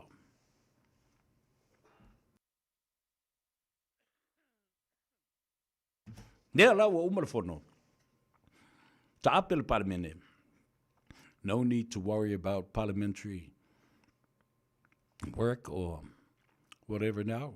All we have to focus on is the early election. Ia whaia, ia le tūlanga o tātou whainga palonta le stol masina. Na pau ala mea lea o te tau auai ile talo sanga le fionga ile komisina o whainga palonta a tuia filolo, John Stanley. Ina ia whaapopo se isi ono vai aso. Whaapopo se ono vai aso i lana tāpenanga. Langa mana tua. E so ni tangata e tasi le afe lima se lau e fisosoni. Tangata whainga luenga e fisosoni le ngā luenga ai la tau o le ofisa. Ina ia whaata moe fuafuanga umo le whainga palota. Mana o mia ni pusa palota se afe lima se lau. E mana o mia ni computer se lima se lau.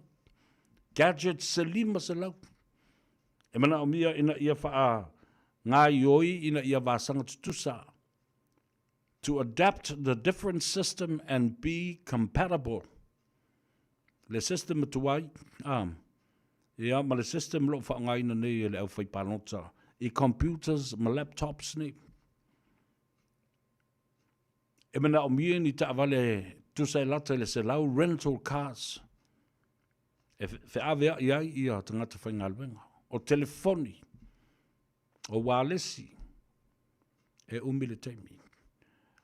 Nai lo le toso la i leisi ono masina. Tātou woe whaavae, whaonga le tolu masina o lo le whaavae. Ma o te lo lava i una talia ina, e le whaamasino sili, whapena foi isi whaamasino si nia, o le whaamasinonga maulunga. The Supreme Court, there are 3 judges that are presiding over this case. The motion filed by the Commissioner of the Electoral Commission, Mr. Tuyafilolo John Stanley. He is requesting an added 6 weeks.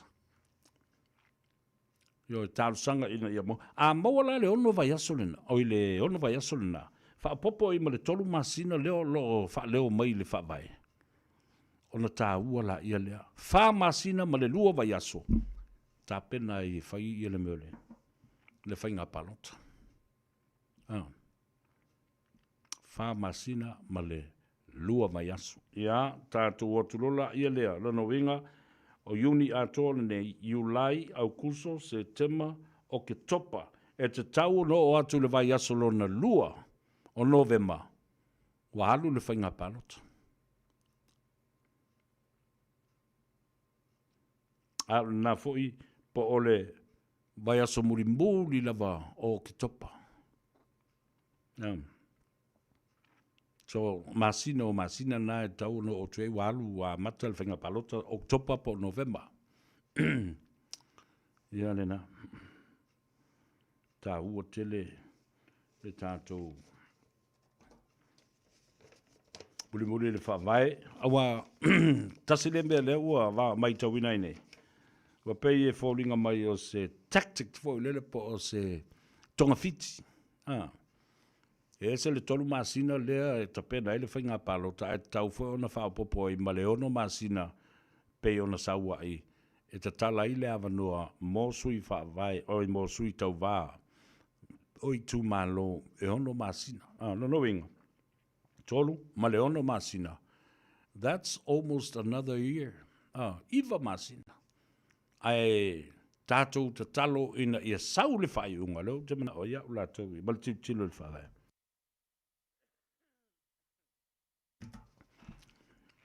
I se mea o le whamasina. Ma le vaiaso po o le whamasina lua vaiaso. I think that's not only fair, but I have reservation that that's good enough. You know, that's ample and adequate time for preparation. Lea tatu o tale pisi le vai I foi Ia, ma whaamalo atu ai I ngā ruenga o tau lau whaiaonga. Ia, o nei leo o whaiaonga o le ngana Samoa, whaiaonga o aonga primary school, intermediate, ia, whapea fo'i ia o ngā maululunga, colleges, universities, ma ta ese, ia, whamalo atu. Whamalo fo ia te utou, ia le whanau ma ngā luenga le leo lo whaia. Ia, me se fo i o le anga I atu ia onga. Whatalofa whapitoa mo o tau lo whatino ina le ngā luenga o le loto I whale.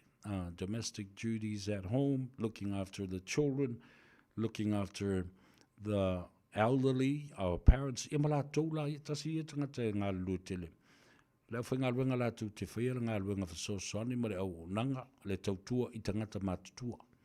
Whale o tangata mātutua. Io e, tā ua tele le ngā luenga lo tu. Whai ai ala u vaenga le whaia ngā sisenga vole lo tau mafa. Ia so uma. Tā ngā mea, furu ngā ipu, salu ma vacuum le whale. Le whale tā ele, ma mea uma whapena, o te tonu o ta whawhale, au ta whawhale, o tua whale, luma whale, o mea uma na.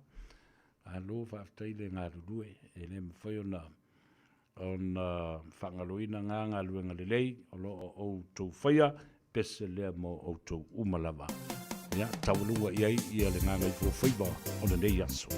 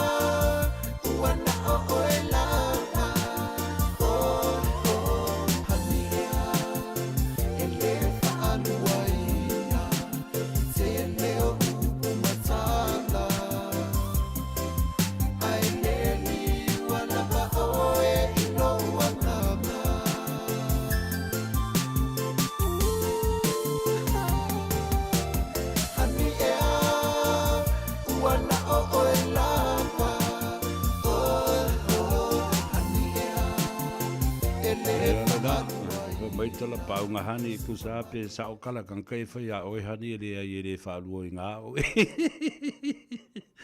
lau panana i ngā ulualo talo fai uso malolo se fo maruia na i uso nei i le tele o tausanga ya o ngā i le universite a le kalesia Jesu Keriso la po yasanga tai Brigham Young University Hawaii la i campus a talo fatu tangata nei o na i uso nei wa ngai no fo matini palangi o la i kia kingi palangi lunga a wange ngofo makengi meuli ia koe o mai ngofo makengi Mexico Salivana Parambua, another brother, an old brother ta alofa lava balo soifua Salivana ia alofantu i ia te oe male ainga ia whapea foi ia na iuso the Paramua family and the Paramua brothers ta sile foi a inga male nā tau talutua le uso ia Paramua e le au le manu Samoa.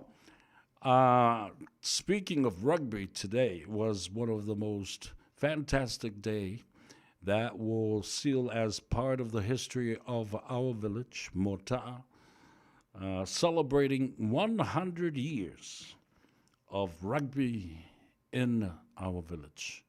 Yo, le so, ya le na sa fa mna tui nai o oki li pinge kipi le keke, ya ene nga te le fionga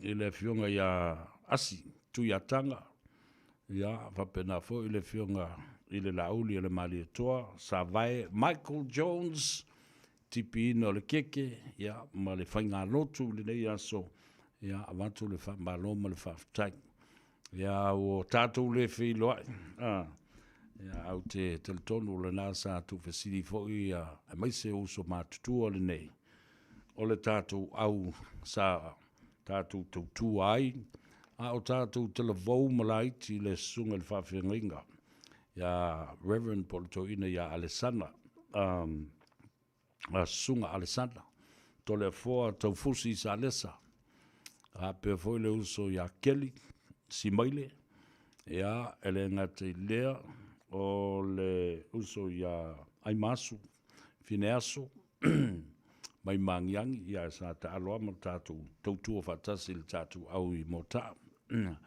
le uso ya Fausinga le uso ya Vaa to tele yo le tatu maftanga le uso ya Josefa Winky Whaftai le tua lo mola soifua le to tele o tau mai tatu nei e mana tua ai an mea whafkai ai ya le na o le stala pea i ngō tatu nei i le tatu magazine o le asau i tua la da maka la i le yaka o le atau savea le na o lo iai au le maua le wala le avanoe sa vali e se lautou sanga le tatu nui vai ala ia lea foi la ua e o tau sisila i le au nanga ma le tautua sa fai ia le meo talonga tautua i le ei ma le first 15 na skopa ioe na e whaalongolongo mai ia le fionga i le toi tau whanua le mali atoa le sunga ia keneti sio ia po le fionga fo ia loau uma mai ia le tātou autele skopa i stambo natu ia asora o le tōtele i lātou o whailangi ia le wholaunga le sunga ia Wellington le malifa le sunga ia fata ia whapea fo i le ilo ia le urua ia li i tasi malifa male anu ai le fionga ia fiu mataese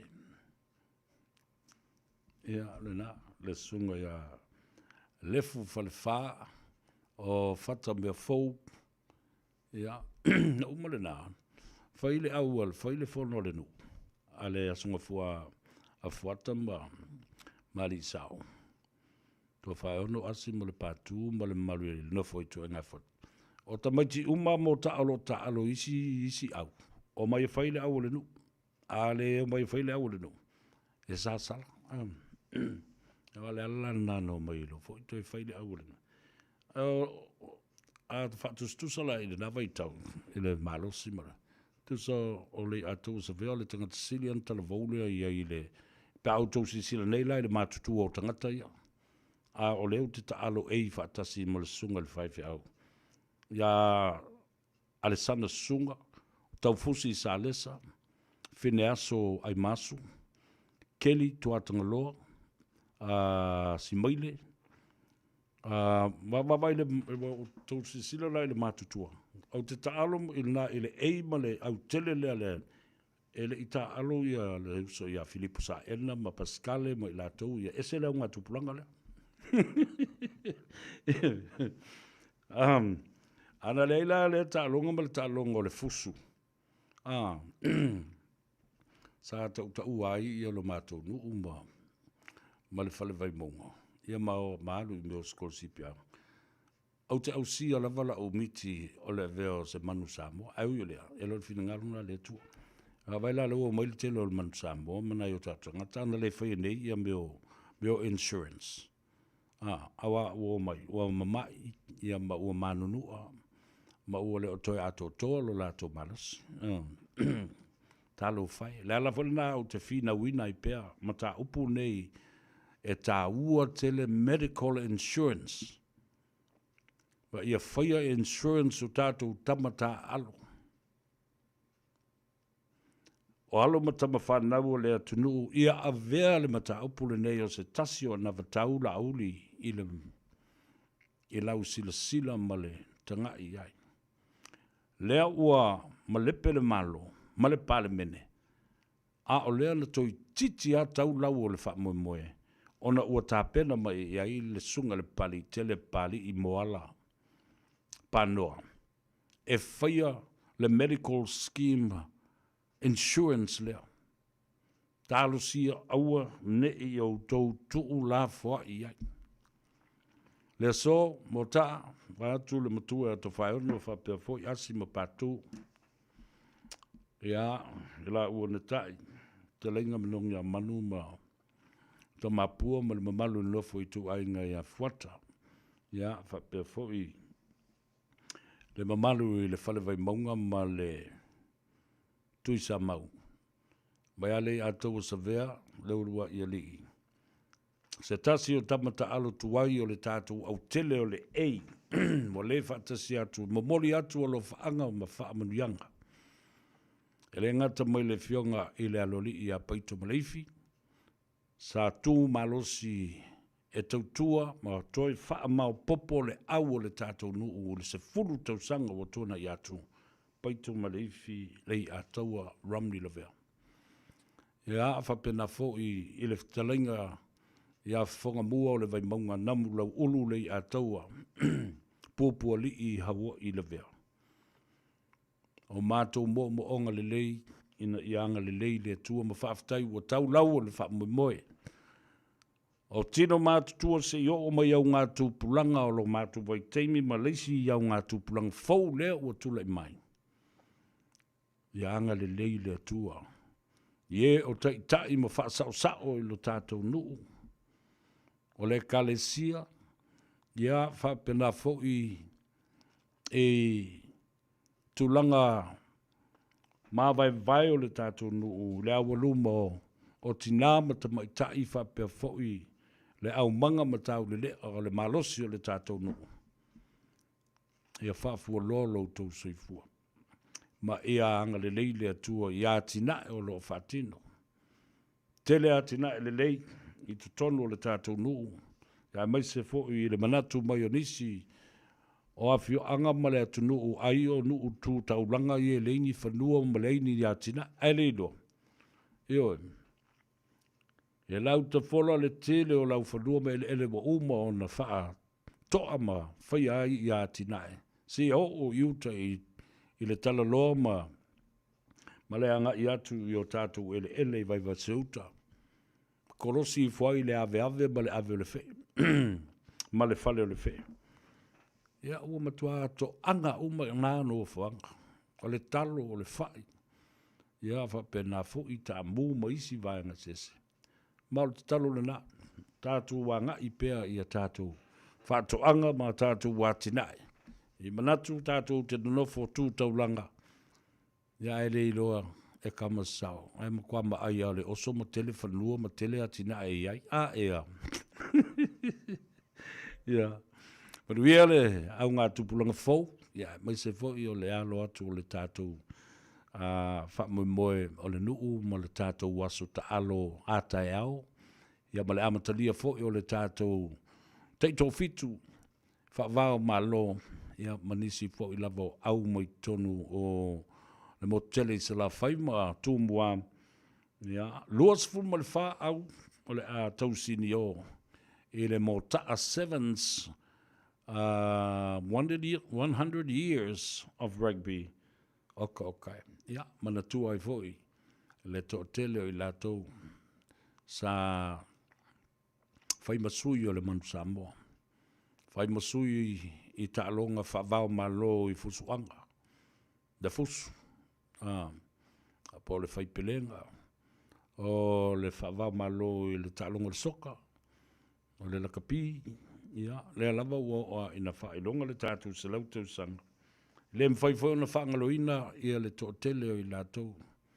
Sa avea fo i ma whaiaonga o le tātou au. Pena iai ia le whionga ia tala mai mau. O le whionga ia leu tele. Tuatanga loa. Leu tele si maile. O le tuaale nā o le a whionga le tumaita i whamasino si nia o le whamasino maulunga ia leu tele mata nia wā tuatanga loa.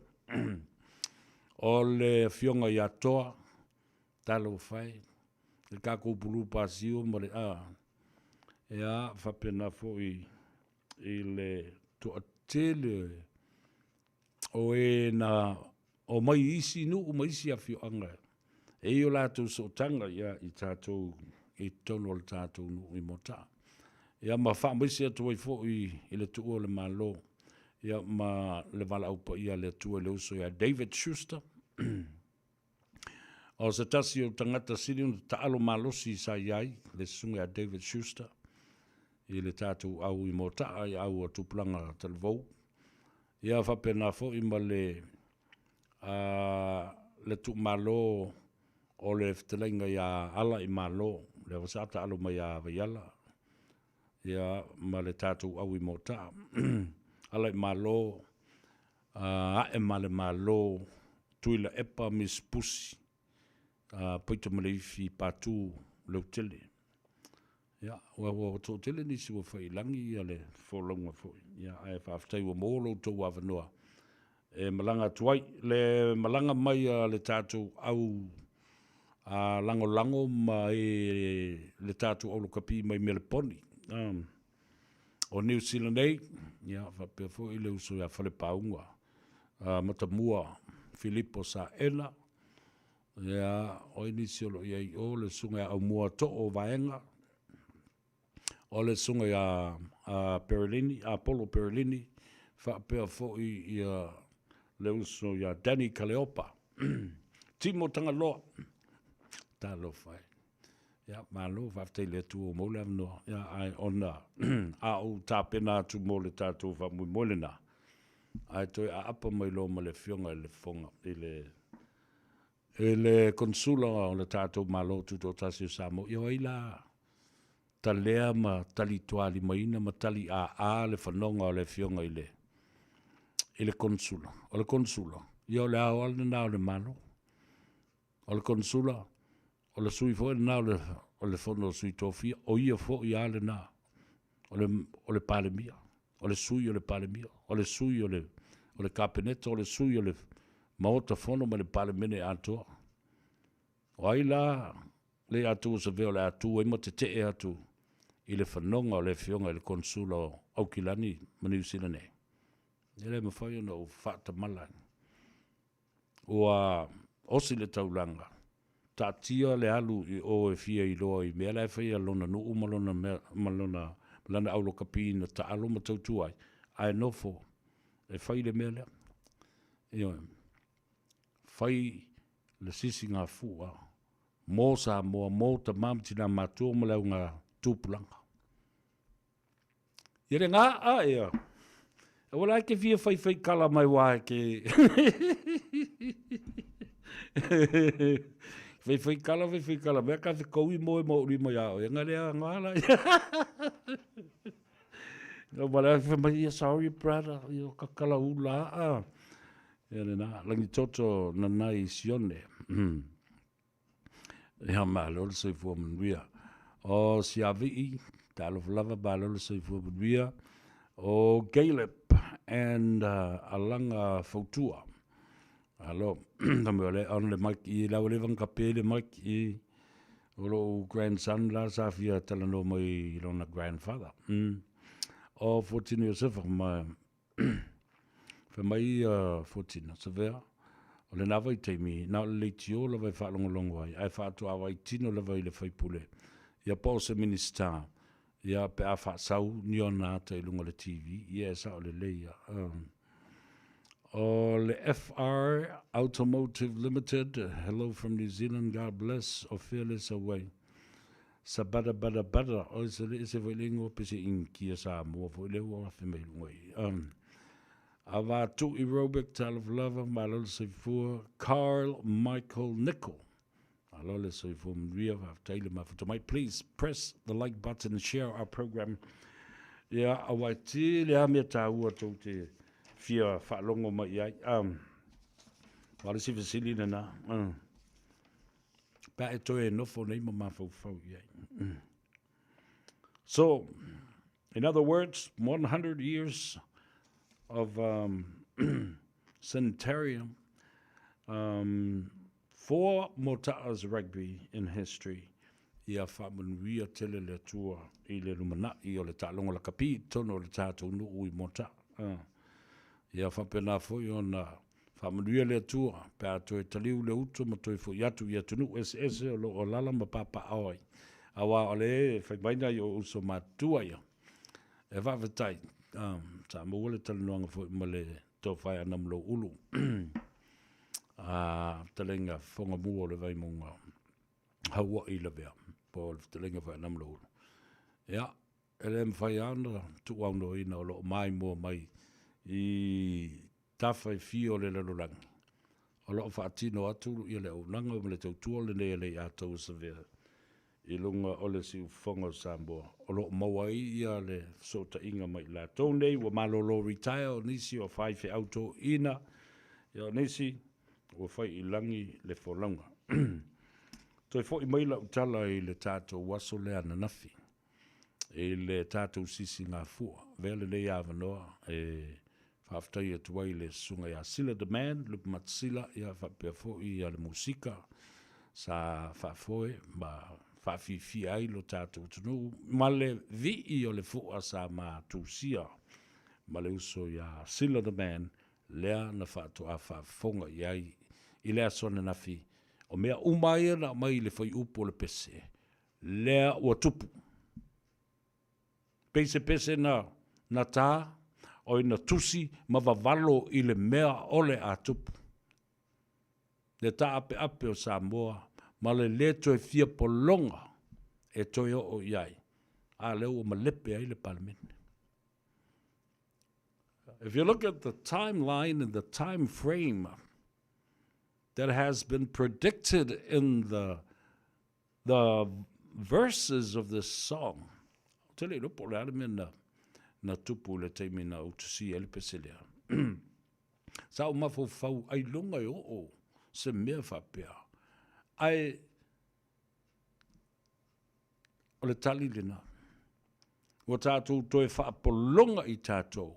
Ma tātou toe to I lalo I tātou. I a tātou lava whainga.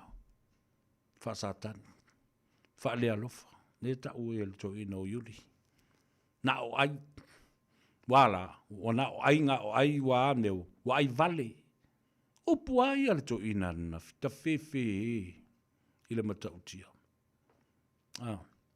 Fe mai ia fe mai ia Moses. Suisi ngangana. Wa mamafa tele le ngangana a le au fai lotu.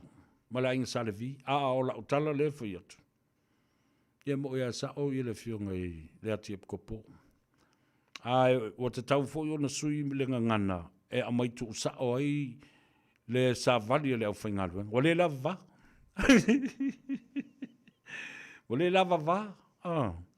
Le lava to turi le atua ma avatu le wha le o lenga ma le whaatangi ma le whaasangi le atua. Alofa mai, ai le mawhaia. Ia manuia le tātou nuu i mota, maona titai, tūpulanga, awana atinae, awana tama whanau, ia maso se bea le lei o lo whaatino i tonu, lo whaangal nā mai ale a tau sa vea leo lua i ali, o le matua o le ainga sa asi tonu a mota a ma le whalu. Ma le whalu vei mo. Ia e whai am whamangaku waku. Tia ka kou amio. Oka, le matau ti o whawhianga na tāwalunga i ai le asua na nafi. Ma eu fo i le saunoanga le fionga i le konsula. Malo malele, malo tāpena i lau saunoanga whaala i au, whaamalo si au, whaalo tutele lo tātua tunu. Ai maise o atinae, ma le sao Samoa i matau, i tupe whaamomoli ma ngā luenga whaavaitaimi. Le sao Samoa lo lalama papaf au i fafo ma New Zealand. International remittances.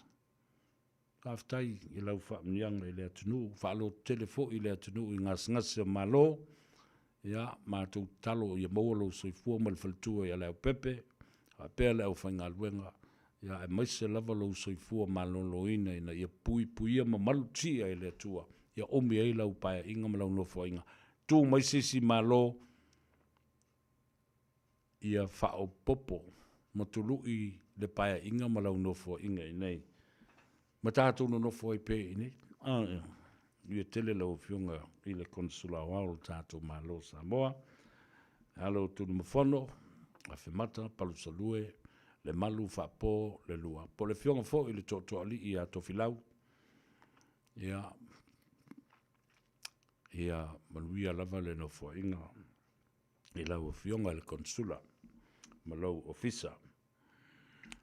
Tau alunga le whawhiwhianga ma ta utia sa au vai e ia nafi. Tā pena i ai ia le au siva, ale au televau ale e whakasa mai ranui, sunga le toina ia Filemoni, Reverend Filemoni, tuinga mala ma le whaletua, au boia au ai kama i pepe au whai atu le whaletua. O ai kama i pepe i e sisiva mai luma. Ale popoto e sisiva. E whai mai o ma kama i pepe ma le toina. Their grandchildren. It was so beautiful to watch and see them. E whakasa au televou, a ranui, ma moli atu le nganga whaftai i lau tau prestene, ia whapena fōi i le tupulanga o tamu mateine se i o lava le whanau laiti sa sisiva i le aso na nafi. Ma lo tā pena. Ia anga le leile atua ma whātu mawina, le nganga e fia ai e tau fiofi ma mau ma aoa o ina le lei pēr le tātou ngana o tū maanga ai maise.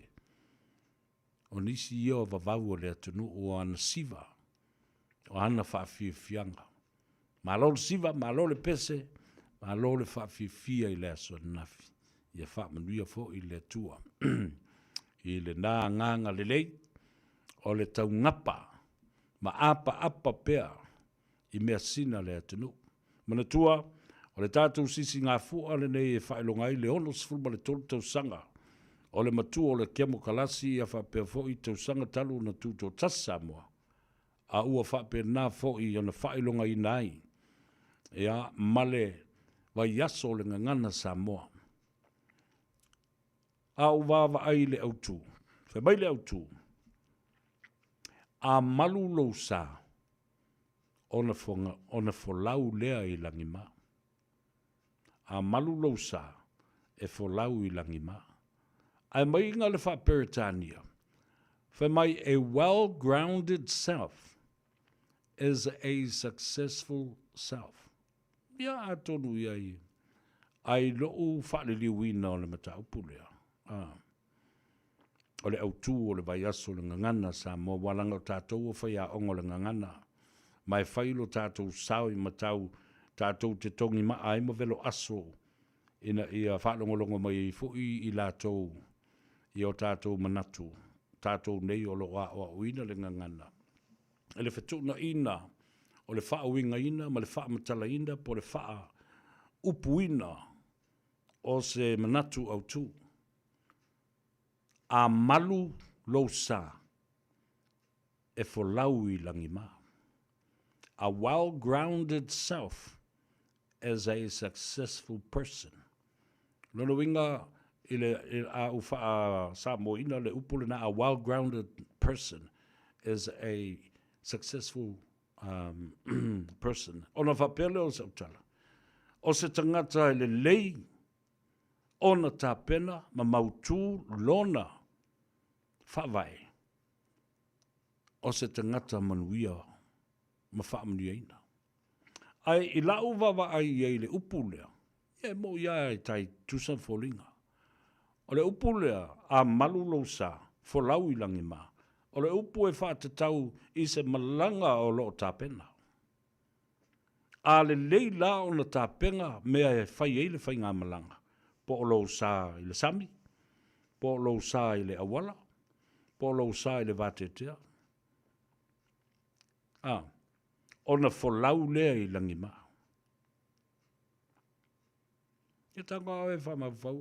That's my take on that. O se mea tā ua lo tātou talia I na uma, ma tātou tongi maa, tongi aso, lelo aso I tono ma tā upule nā. A malu lo sa, o le upu e whaasanga ma whaatatau, ma o lo o whaawinga a ngā I se whai ngā malanga. A malu a le leila o na puluki, ni wha le tonu fo lele o ni liki, ma ni awa o le sāfo lau I lungo le sami.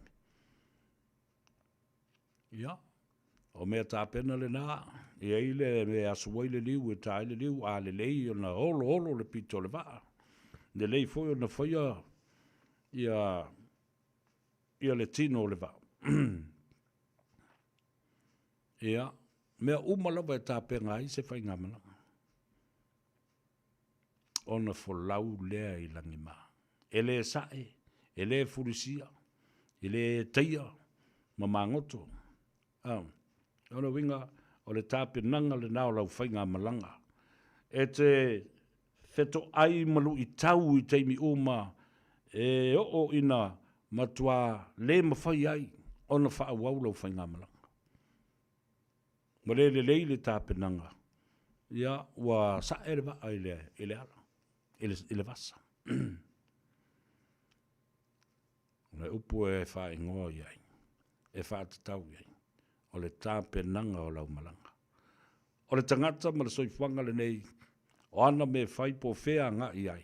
O lana whai ngā malanga le nā. A le lei lana tāpena lau whai ngā malanga. E te le manuia. Aise a. Wafo I te le folau I langi maa.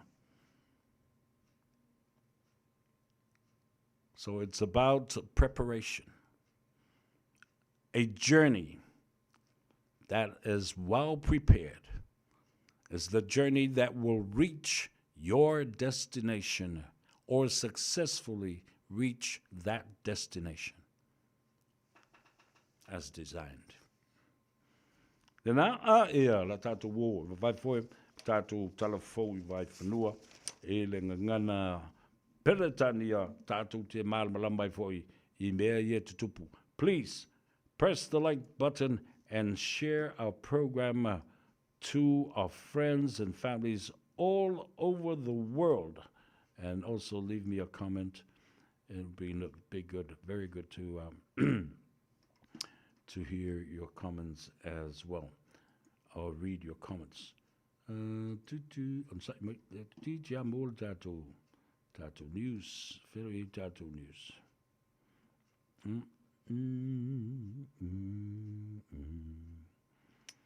News check and our sports. All right, here we go. Sumail Vafonga I tattoo telephone I vai whanua ilingangana peritania mo le te mulmuli I le neia solua. In this update, the downturn in construction continues. The Post is reporting almost a third of all business liquidations are construction companies, up from a quarter in 2022.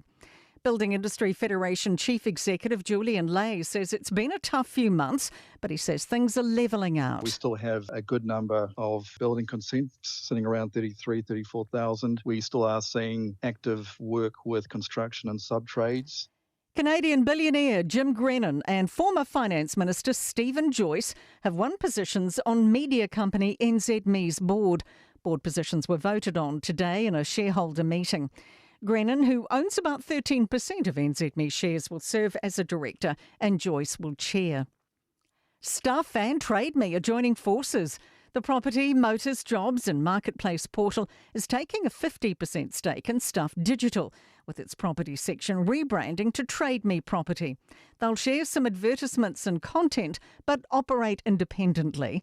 Trade Me head Anders Sko says this is exciting. By bringing these two businesses together, we are creating the largest online audience platform in New Zealand. The Conservation Minister says any decision around the closed Tongariro Chateau won't be taken lightly. Budget 2025 labelled the heritage-listed site in the shadow of Mount Ruapehu a fiscal risk. All options are on the table, including demolition. Some Whakatane residents could end up having their council bins confiscated for 3 months. The District Council is bringing in a 3-strike rule for people repeatedly putting the wrong items in recycling and green waste bins. The Council's Nigel Clark says he doesn't understand why people keep doing it. We try to provide that education to help people recycle correctly, but it is just that small minority that just don't want to get on board. And that's news.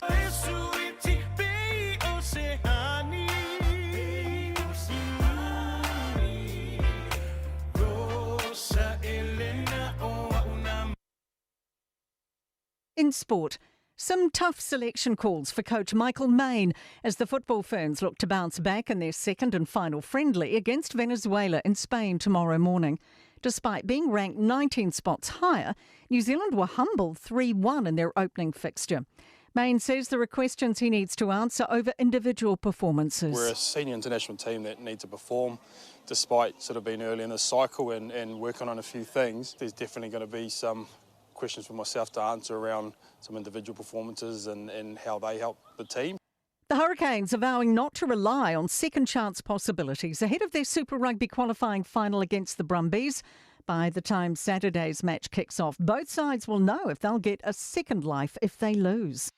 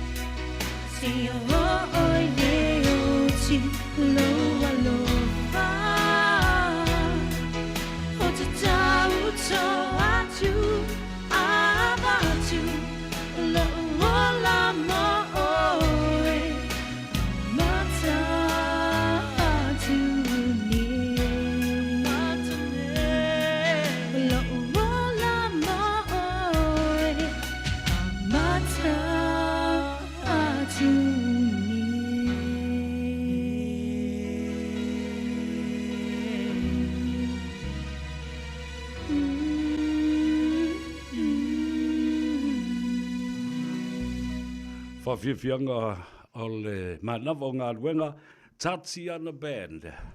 Tai tōlua ina o e lunga le awala. A o e malanga. Atu le whale. Ni ala whautuanga māsani a.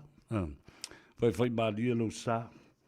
Au e te tautiri mo e lunga le awala. Whaalonga mai a le a tau sa vea mo e leo lo wata. Maalai mo mata. E ke le fia moe. Tau nuu le whale. Kai sing ka ele. Koe le vai. O mai ei whai ia le osi ngā taulanga. Ia matali ngā sua. Ia le whai ele o se malolonga. A whai mere si o vai ngai kumare mai. Au o. Le ia sa whi au pe ka ele. Pere ka ele. Ka o wha ko. Ia le le. Pule o ko. Carl Michael Nickel. Talo whalawa malo le soi whamanuia. O toa pai le. O whapa ia... Fia tangata, talo whalawa malo soi whamanuia, Highland Park, Pack and Save, watching you severe, talo whai. Malo o tau, leo whai ngā luenga, albe masani o whamatala, o le tanga i lau kon kalate. O lau kon kalate whai ngā luenga, o lo iei whai mura mea ta o le job description. O le job description, o lo whamatala tua i ate, o e o tu te nā, hai ai o e mawhawhai ngā ruenga o e le company. A whapela o lau ngā ruenga o le whaasolonga whaulelo le tuu o meo unfinished products i lunga le pau whiriwhiri fo e le alu o le conveyor belt. Alu tau i lista ngata whapipi i le tangata nā lesi mea ngai le o loa lea se i o ai na umona ngā osi le o loa. Ia. Ai saulai lau job description whe mai. Na paule nā le mea te whai. O le tuu o le mele o loe lunga le pa, una alula ia tau listangat. Ai le o whapea mai ai ia le job description. A pere pau. A pere whiriwhiri le alua. Na e tangola ia le maise skuka leiva ke mauru ila lui. A whiriwhiri ia le afo i le afi o le masini, ma ta se i waia ma uma mela i lalo tōtonga le afi. It's never like that. If it doesn't describe it on your job description, then don't do it. A pele masingo fo ngofo ma kaukuri mo Faiva le so mo ngai ma vidi le insingia ngai stand by le po e sa we faile masing. Wai la vea. Ya.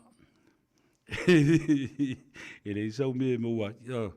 Ke sa mo muku ma fa peo li mo le ai le kongi el falfengalo. Ngolo le ususka. Po se si a me a se fati te inga faingo fiele na a ole o tu sia mai I lalo lau kon kalate o le mele tau na e fai. O le fai. Ioi. O te tango sa ui si tangata e fai. Lai tangata la tu te o wa uma na fa bitolo la tu to mai manga va ai fati noi mena po se me le kisi e ako la le ke pipi mai nga le me le wai o le me wai. Wa spak fa talo vatu ya va stene ba lo se fo. Sean Henry Purcell, talo fa lava ba lo se fo mvia ya ba ya le ngo me fo tino ya ai longo wo fa ise me ai el coin. Tonga fau lau fiali talo fa lava o Khalifa Taliva. Mana ia le so tae o lo nuinga le lele I fo ilunga na ia tato wata o le whamanatunga o le selautou sanga o le lakapi tono le tato nu o motam. Loli me sepa se lau Channing talo fa lava ma lolo se fomanuia I lau fionga tui salenga loli ma lole lo fatu siau tina o tusi tavae limi tole 4 Joe ala I fea alo le se fomanuia vaftai se umanu le mafuta mai o lo mai leo la utala I le aswa nafi o le fatu o le sauninga a toa lea na whaataunu ina le mauta Samoa. O le tātou sisi ngā fua ma le whamana tuina o le aso whanau o le atunu. O lo sfulma le tolu tausanga le matua. E o kusa lea ma tausanga o le fionga e apatele. Father Michael Enderman. Yeah, happy birthday to you as well, Father Michael Enderman. Thank you for the wonderful speech yesterday. O le fatu a toa o le vi inga. O vi inga o le atua I le aso nenafi. Sala ai le atua mai o te telitonu I le musmusunga le nganga. Na au mai ai le nganga ma le savali. O le pese-pesenga. O vi inga. Na langi ai solo, na langi ai vi, na langi ai pese. E wha mamalu ai le atua. A watu ai le wha malo ma le whaatai, ma le taele o le nganga ma le whatu. Le ngata I le whatu tainga a le sunga le toi ina malo, lo man malo. Le sunga ia tanielu ma mea. A whapea fo I le li I sa tapi ano I le aso nafi. Boli atu le nganga whaatai.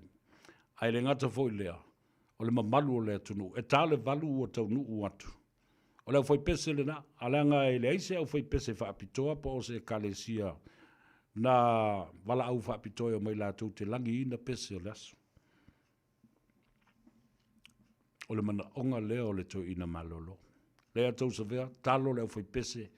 Tai pea o le ai pe pese i le au fai pese malua pe a fai le fontele. E tau le ai, e le tau wala au ina ia au fai pese se kalesia po se matanga luenga po se pulenga. Pese a toa le kalesia. Al meo le manei o meo le o le ao, ma faile meo le rehearsal mua. Le matango fie o leo tinama ta mama tutua. Kangi mai o le I ma le o loko isi o lo matutu ai o whapenai te tono o latu o fipesi.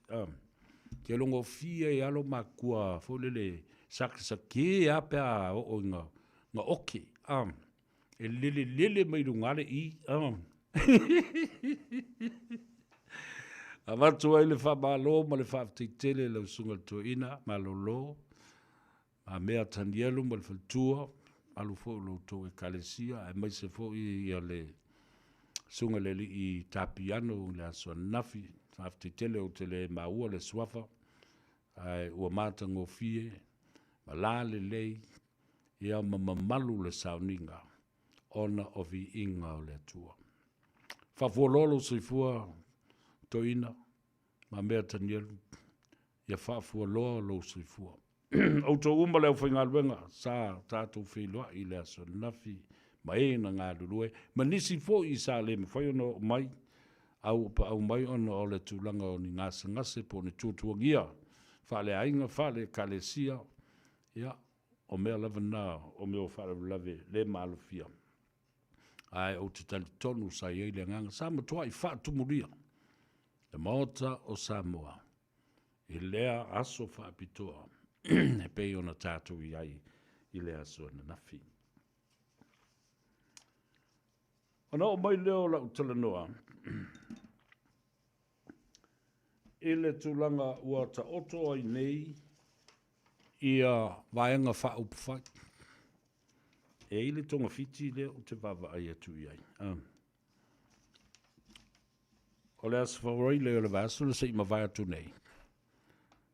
Mana tua leo wa ilo nei, wa ilo vea ma le whangatia o le awhata ape le Parliamentary an le la. Ai o le asfauroi leo le vaso te nei, tau nuu le tusia. A le tamaitai o fia me ma le vaenga e tolo sfulima. Whaatonu atu ai ia la auli ma lana vaenga. Ua umana avele la tau tusi le whantupe.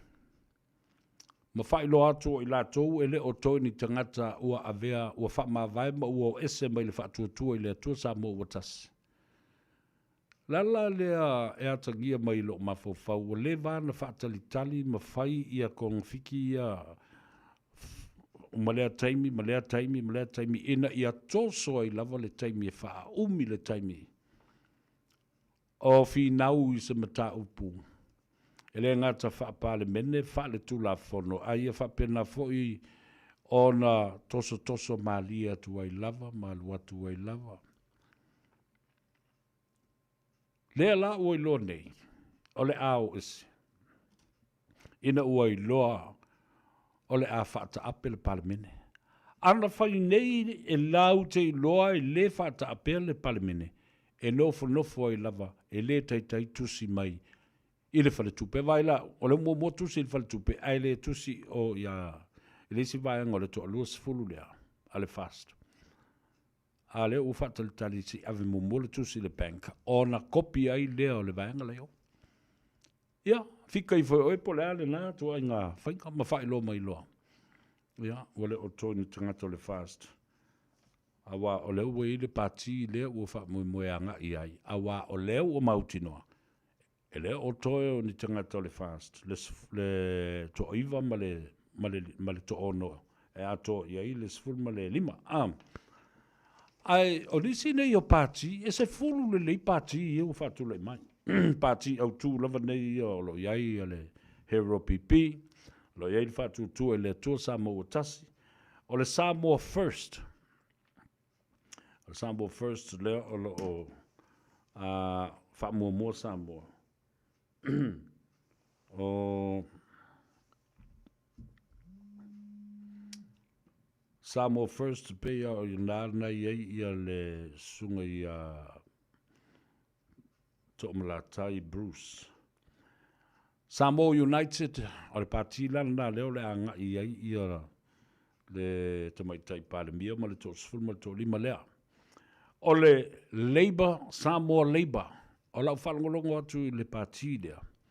O le pati o lea i ai i a tangata milionea i tono le pati lea. Ia, mana i le ngol pati, Samoa Labour. A o tangata ia, o tangata sili na whaifa ato anga, e ia lātou whale tupe, e ia lātou company whauwhale, so se tu ainga o loa lava. O lātou supermarketi, au te leta ua tua i ngō tangata. O le fo to e whatulai mai I le parti o le SNDP, Samoa National Democratic Party, lea sa iai ia le toina, ia le whionga I le tamainga, le tui atua tupua tamasese, le telo tausanga le lava iai o na sui pe o na iai le whionga I le tama sa tuala ia vui, tole fo masina mua, seina fulava. Le alao iai le green, ai lei mstangata o lo ta ua maipo oi le wanga I le green. Pule matumua, Republican Party. Pule matumua Republican Party le iei lau vanga fo leo o Murio o Ale, Murio o Pio. O le to'olua le na o le fionga I le tamaita I fai pule ia Muripola Ana Rosa Ale, Murio. Ia le nala u tau whaafonga mai nei. Ta whewhi le tele o nei party light. Po le a le tua inga whainga malo le au o iai. Pe mawai se whainga malo so fatas. Ai mana tua. Le au mai le tulafono. Ia ai le I longa o na matua maoti le tulafono 10%. I le te tau le toi whisi 10%. Ia mai tina mata mai tai e tau vāwhatasi mai I le fola e tasi. Ma le tū pāo o li I mata mai tai. O tane. Lalana, o lea ua ta oto e nei le mata upule nei, the court case, as a motion was filed by the Electoral Commissioner, Tuia Filolo John Stanley, for 6 weeks, added to the 3 months for the election preparation to be completed. Sa iei uma sui, I le astona I lea na te nei sui o vanga whapwhai. A le manatu e te tau na toi lotea I le asu. Atai au, ia, mamo se tali au le yo o le asu sifuru o le masina, le ne I va aso fo. Tau no o tu iei wei se tali. No, mai leo la talano e tele am ta upu sa ufi talano e no le tātou teimi. Le o toi maua pango tāwho I e to lua I na sosola nei le. Aso tofi o le vai aso na se ima vai antu nei o tangata nei o lawi titi. Mal tangata I ngoa ia aniseko. Lawi titi leo ua faa lima e na sola. I lo ula talutunu, whatever na tau na I nisi o leo e ngafa mal mata apu leo liva na tau tuli. Some heads should be rolled because of this. Too many times that this prisoner has escaped from jail. And it seems like there is never an answer to the issue and the problem. Tau tutuli tangata ia la tu te vai a pangotani. Na whawhena sola ni tangata sa o ripotia tu el vason te nei. E matua mata utia lava le malo. O meo a mea lea na loka ili tangata le pau a mea lea na loka ili tangata lea. Ua pei a se mea ula le mea le whai el tamba le I tulafono o le pui ngā leo ia ma whapena fo le saunga le mua le tunu. Awa mantua le tangata ne whapui le tosteine. Whamalosi whainga ainga whamalosi tu lou whafonga mai le tunu. Ai tau na tau atu na tau pula. Na sau fo le tua whaisisi mea mata ngā e se a whawhine po seisi tene ni titi. Ala ala le me whai. E tau na su le matanga luenga leo. I le lewa aia wha le leo tangata nei la tau te pui o iu tai tanu malala. Alupu sa alupu na. Ioi. Po le a le tu ainga excuse me le alo whanga e au mai. I won't accept anything less than that. E leo se mea le lei. E leo se mea te tau mo le atunu malona saunga le mu ma le puinga. Te tau na tuli ia tangata o vaia ia pangta ia pea whai. Wa le mawhai lava o na whai e isi mea. Aso nafi foi ia na whanga solo ele tūlanga o le sauninga fia. Whamanatu ai le 5 tausanga. Talu o na whawai ia le ainga whatutu e le tua Samoa o tas. Ma vea I loa ma pati whai ma vaenga whai e tūlai mai te tai le malo e oi no wale a toa le 5 tausaga o lana pae inga mua. Ia, talo I le tue. Maua whaasino ala. Ia, ma whaatono fo lau le anga I luma o leo. Tala le talonga o tale longo. Ioe, nao na pa o mai lavo le whaamsinonga e le taimi o leo ua tali eina le whaamsinonga ina ia lava le tāpenanga mo le a fo I whainga palota kako on lo. After yatu I le tulanga o lo iai ia le loto telefo io tātou nei o le au whasalau e whatino le tātou pito la au. O a mea le nei e whasino mai oe e le la I tū la toia tulep. Nau e fwoi la tau milias ma la tau tangata la tau te whaalau I loa ina. A au mai I fwoi I a te au. Au te whaalau I loa mea le leik. Whaatasi ma mea le anga. So se vaenga la whai. O le mea lava le nai whai. Tātou te ave le whaamtalanga I tangata. Leanga o I la tau lei le pule ma o la tau lo whaalongolongo I le tā ua mea I e tau I whai unga. Whai la ia le o tau le whai unga. Whai lau whiliwhilinga. Ma ia e loa le lei ai. Te le mea. Te ufu ia au tau pēr whai tau te toi nofo ma mata. Tau te le mana mea se whai ngā malo. E tau mai la tau te pui ai anga tau atangata. Ale mea le iei nei. I la u tilo malwa vai. O le talepe ino ai a te tau le atunu. Fast food tau sanga. O masani ma umi ai ma nofo ai. La fo la le nao. Ua la tau whaia I lava le pule la tau ia. Tipi ese le ai a tau o tangata I o la tau whanua. Ai a tau o tangata I o la tau matai. O matai sao. Ka pena fo I ungo whaamsinonga whanua mswafu. Tilo iai. Tilo iai. Ioe. E mata sua foi na vamai. Wala vale sao kasi. Ala vale sao kasi wala vale. O I le pe lua, pe tol, pe lima foi sao.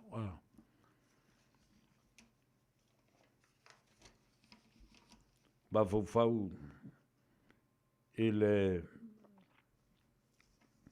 tūlanga o le whaamsinonga leo, whaamtanei langa o tele I wawa aila I se update o le whaamsinonga an le la. O an le la le nā mata I ona toi tūtu loa le mori mau a le o tupa I sapani pule le leima le whanga.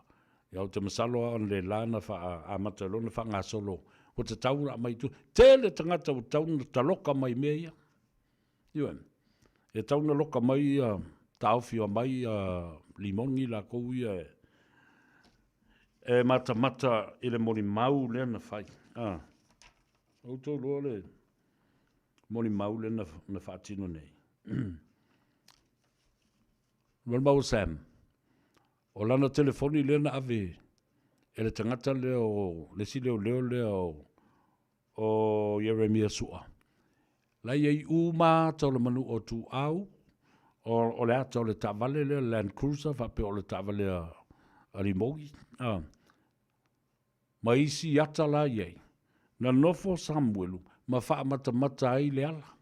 Le ala e loa e le ala ata I te tonu o le telefoni, le leo visilingia e loa e le Casey. Whea la le telefoni. I au tō mana tū Samoa.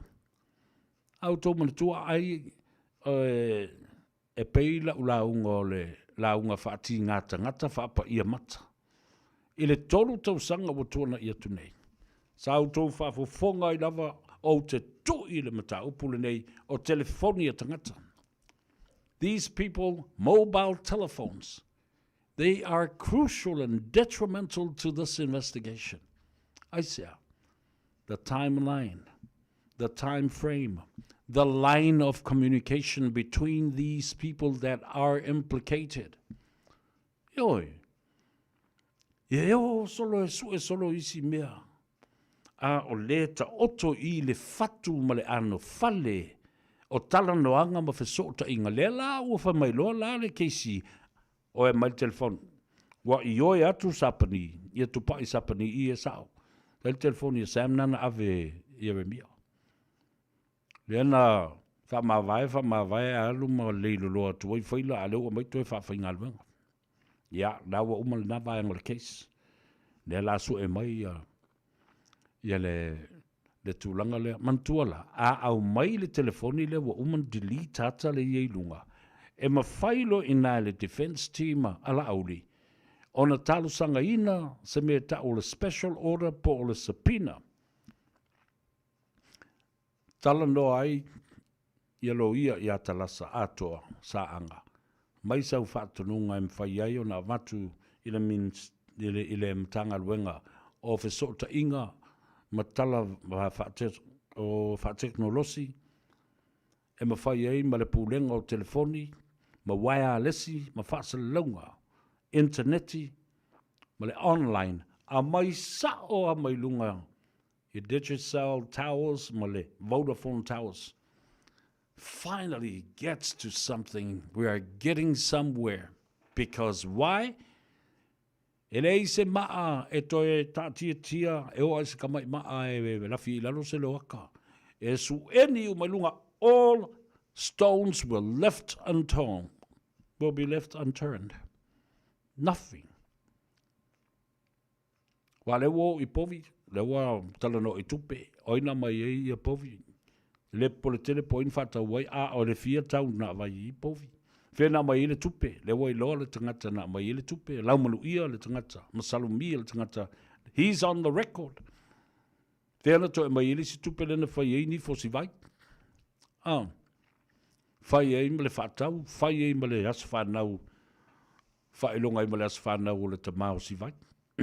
Where did this money come from? So that's why I'm saying, if you're listening to this program, the defense team and the KCs from the defense teams for Sam to ask and request a subpoenaed order or a special court order from the courts to get those records because they are crucial and very important to this case.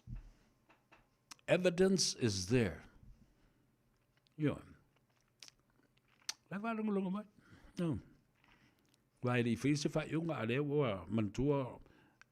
the case, proceeds and as the case takes over, o lea lava e tilo lava cases I isi mata upu e eilo lato so tanga I a maise talanoanga. Mantua, o le datala we nei. Wa print, wa uma e o lau text.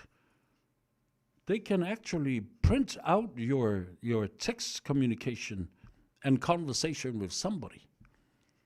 Mea tonu ale na naru fifi yai. The silence is going to be over soon. Nale wingal natala. O le ngu malele tautala malele pisa.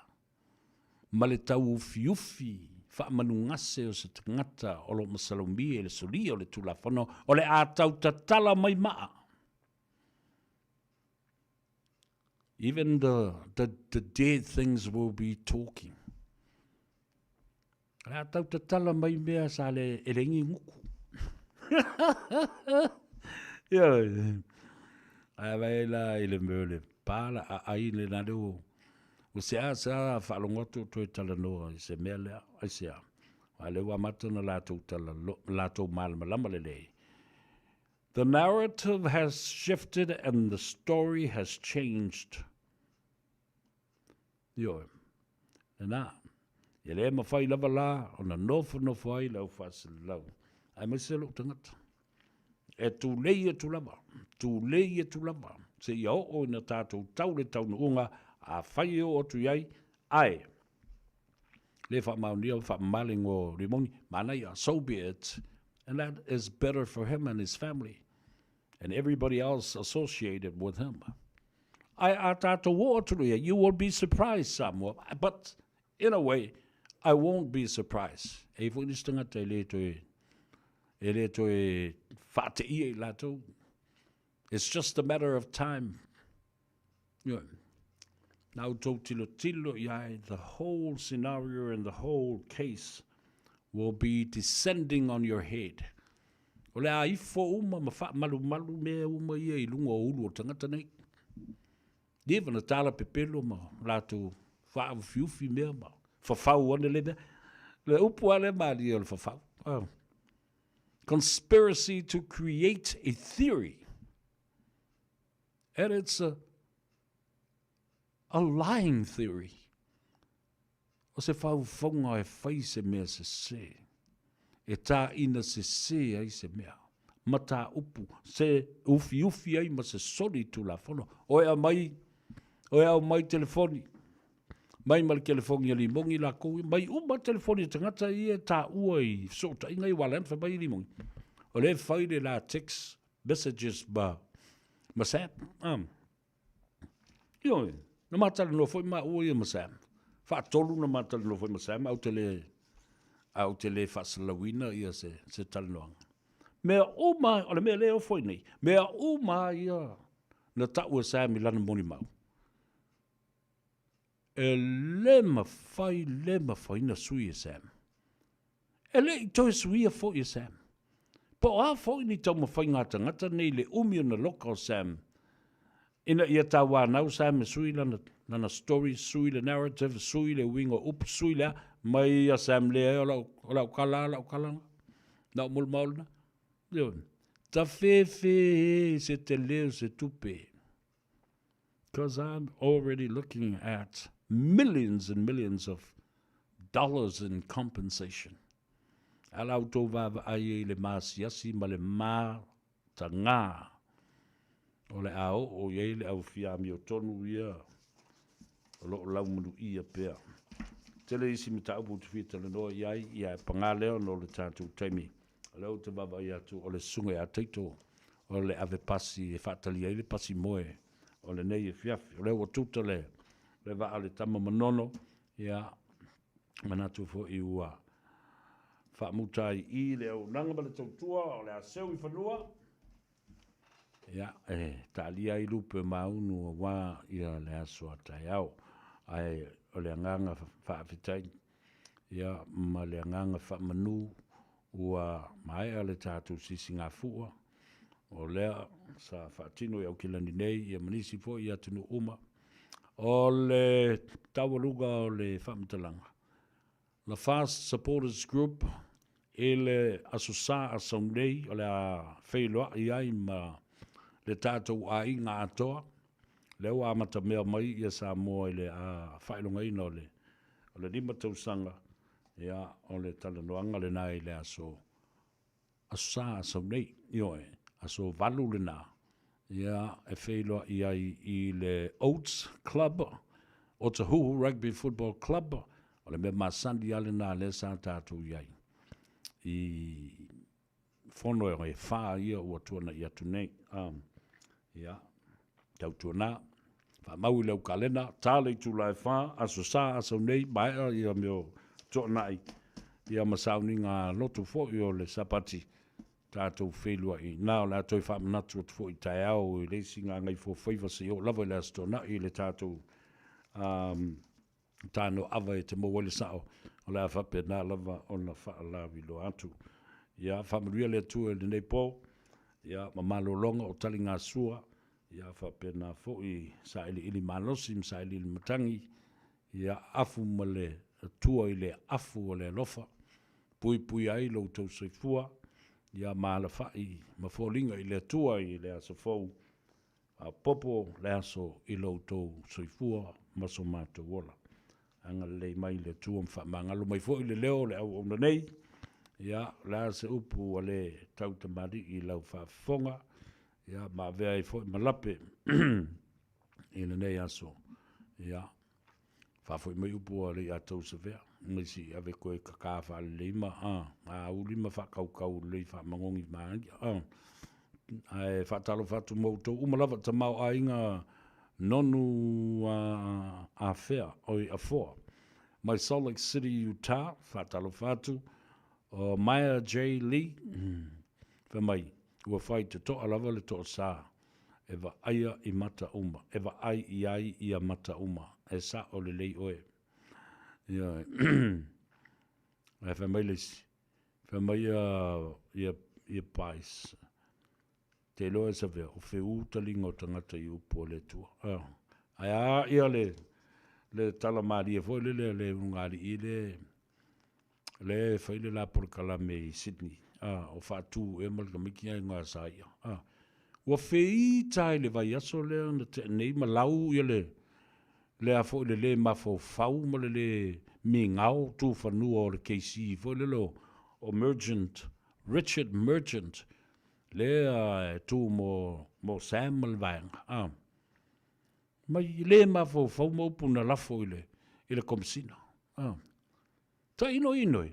Oi lo mo KC mai o mai kisi ma mai fatalo fo ma fusi ma fatu ala lautala. Na face me. KCs are there. They are trained professionals. They don't care who you are.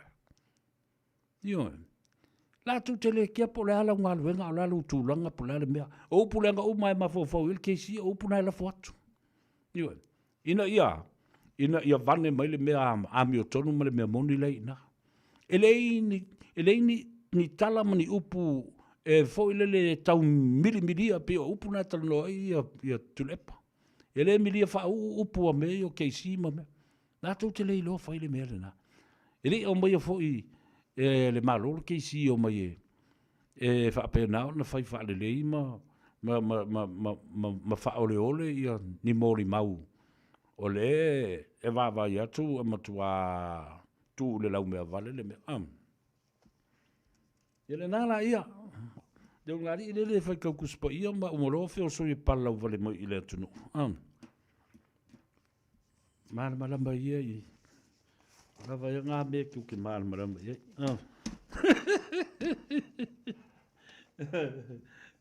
Ia. Tātou tau mā vai le pese. Le ataua auto uma le lunga le tātou Facebook page, ma le tātou YouTube channel. Please share our program. Alofa atu fo i ato lau misa, alo mafuta mai nai Timaru, South Island. Ia, mau tātou ai ngai so se mea palolo whiao, Abigail, New Apple, alofa atu from Melbourne, talo whai. Yeah, tufala tātou porkalame and leave me a comment. There is thousands and thousands of you. Tātou porkalame lava yaso. Yeah, tanga i misilisila iai le whaitau fia se fulu afe. I longa i le ngata i longa le tātou porkalame o le tano awa ia me se fo i le nganga i fo Faiva. O le tāu o le whamanino mwhamamlama i le atunu o mea o lo tutupu. O mea e ono tutupu, ma mea moni lava. O lea o lo tutupu. Ina ia silafia, ele atunu. Ma whaia i ai lana whai unga. Ia le na. Sina leo, talo whalava malo se fumanuia, malo si sanga pultele. Ia, whatalo whatu le nei e fiafi lo uso ia feti. Harder, ia whapera fultu a whine a Linda, ma le nofo alo, ma le aingali, ina i Tana 2 Henderson, malo le ngā lulua le nei aso. Ria tele, toi taunu watu i mauta malawa, tātou wheilua i le aso a tai ao. Tātou tau mawai le pesa le a tau sa vea. No foto tasi. Ia ai la au sa vatmani fo ia ui o solo le maa maru lo kai. Soifua ma ia manuia lofa tele moe. Pei loa i tai au.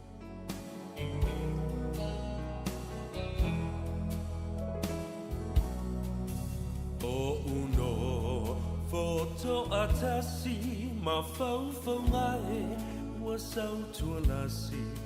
Lea lo whahe, mo oe wa pei o se mai.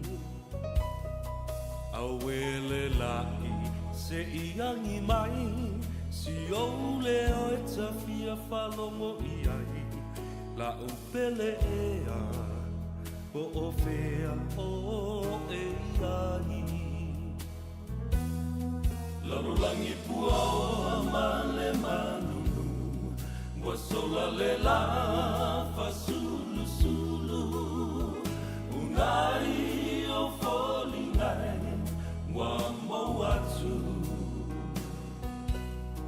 pe ana ela salata mai se fusia uma e foi mai la upele ea Wasili oe leva ai